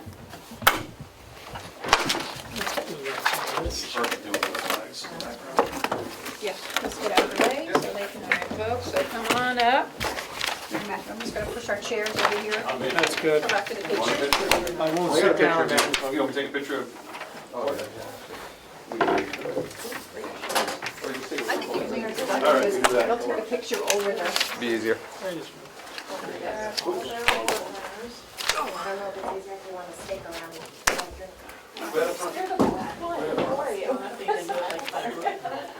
I think they're gonna do just a group photo. Works for me. I'm not sure. You can do a group or you can do individual, so you have one for your Well, own that's what, department if yeah, you'd so like. I want a groupie and then I'll have by Groupies. We're a groupie. Hey, are you talking Your crew? Sorry, I was really not clear in my presentation. I apologize, Commissioner McCarthy. These guys. Yeah, you're gonna have to, Need my wide angle lens here. yep, make it work. All right, I guess we have to. Nope, I'm good. Slide it a So little then, bit. yep, so. Here, let's get the chair out of the way. That's good. Oh, you're Don't cover each other's faces. There we go. Perfect. All right. This way. One, two, three. Perfect. Okay. All right, so then, if you, well, will you step out and you two step out and we'll get deeds with. With the commissioners. Okay.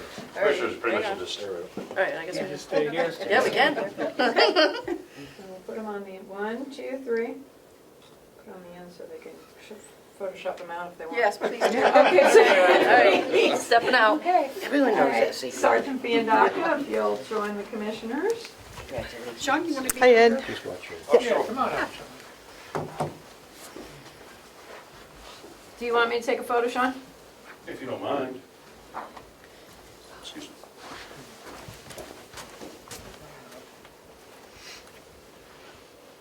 Okay, 1, 2, 3.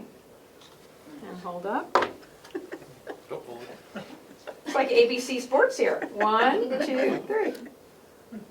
Okay.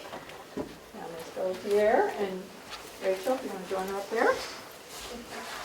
The gap is closing. I'm getting more of us, I don't like it.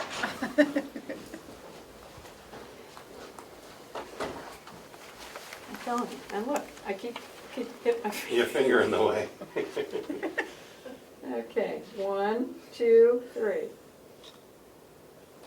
Okay, Perfect. excellent. Now we can. Now we can, Guys, make go sure our help award yourselves. winners go first. Yep. So, So years ago, I was a young attorney, I worked for this big 12 No, not that. public under RSA 91A 3 to, what is it, A, A and C. B and C. A, B, and C. A, B, and C. Okay. All those in favor? Oh, I you have to second it, second though. it. I have to second it, sorry. Mr. Kim seconding. Okay. Second, and all those in favor? Roll call vote? Commissioner McCarthy? Aye. Commissioner Platt? Aye. 14. Motion to come out of non-public and seal the minutes under A and C discussions. I will second that. All those in favor, say aye. Aye. Aye. That is 2:38. We have one announcement. We have a new hire as a dietary aide in a nursing home, Daniel Dutilli. And so welcome aboard to Daniel. Welcome. Are we finished? I will take a motion to adjourn. Motion to adjourn. I will second. All those in favor, say aye. Aye. Still 2:38.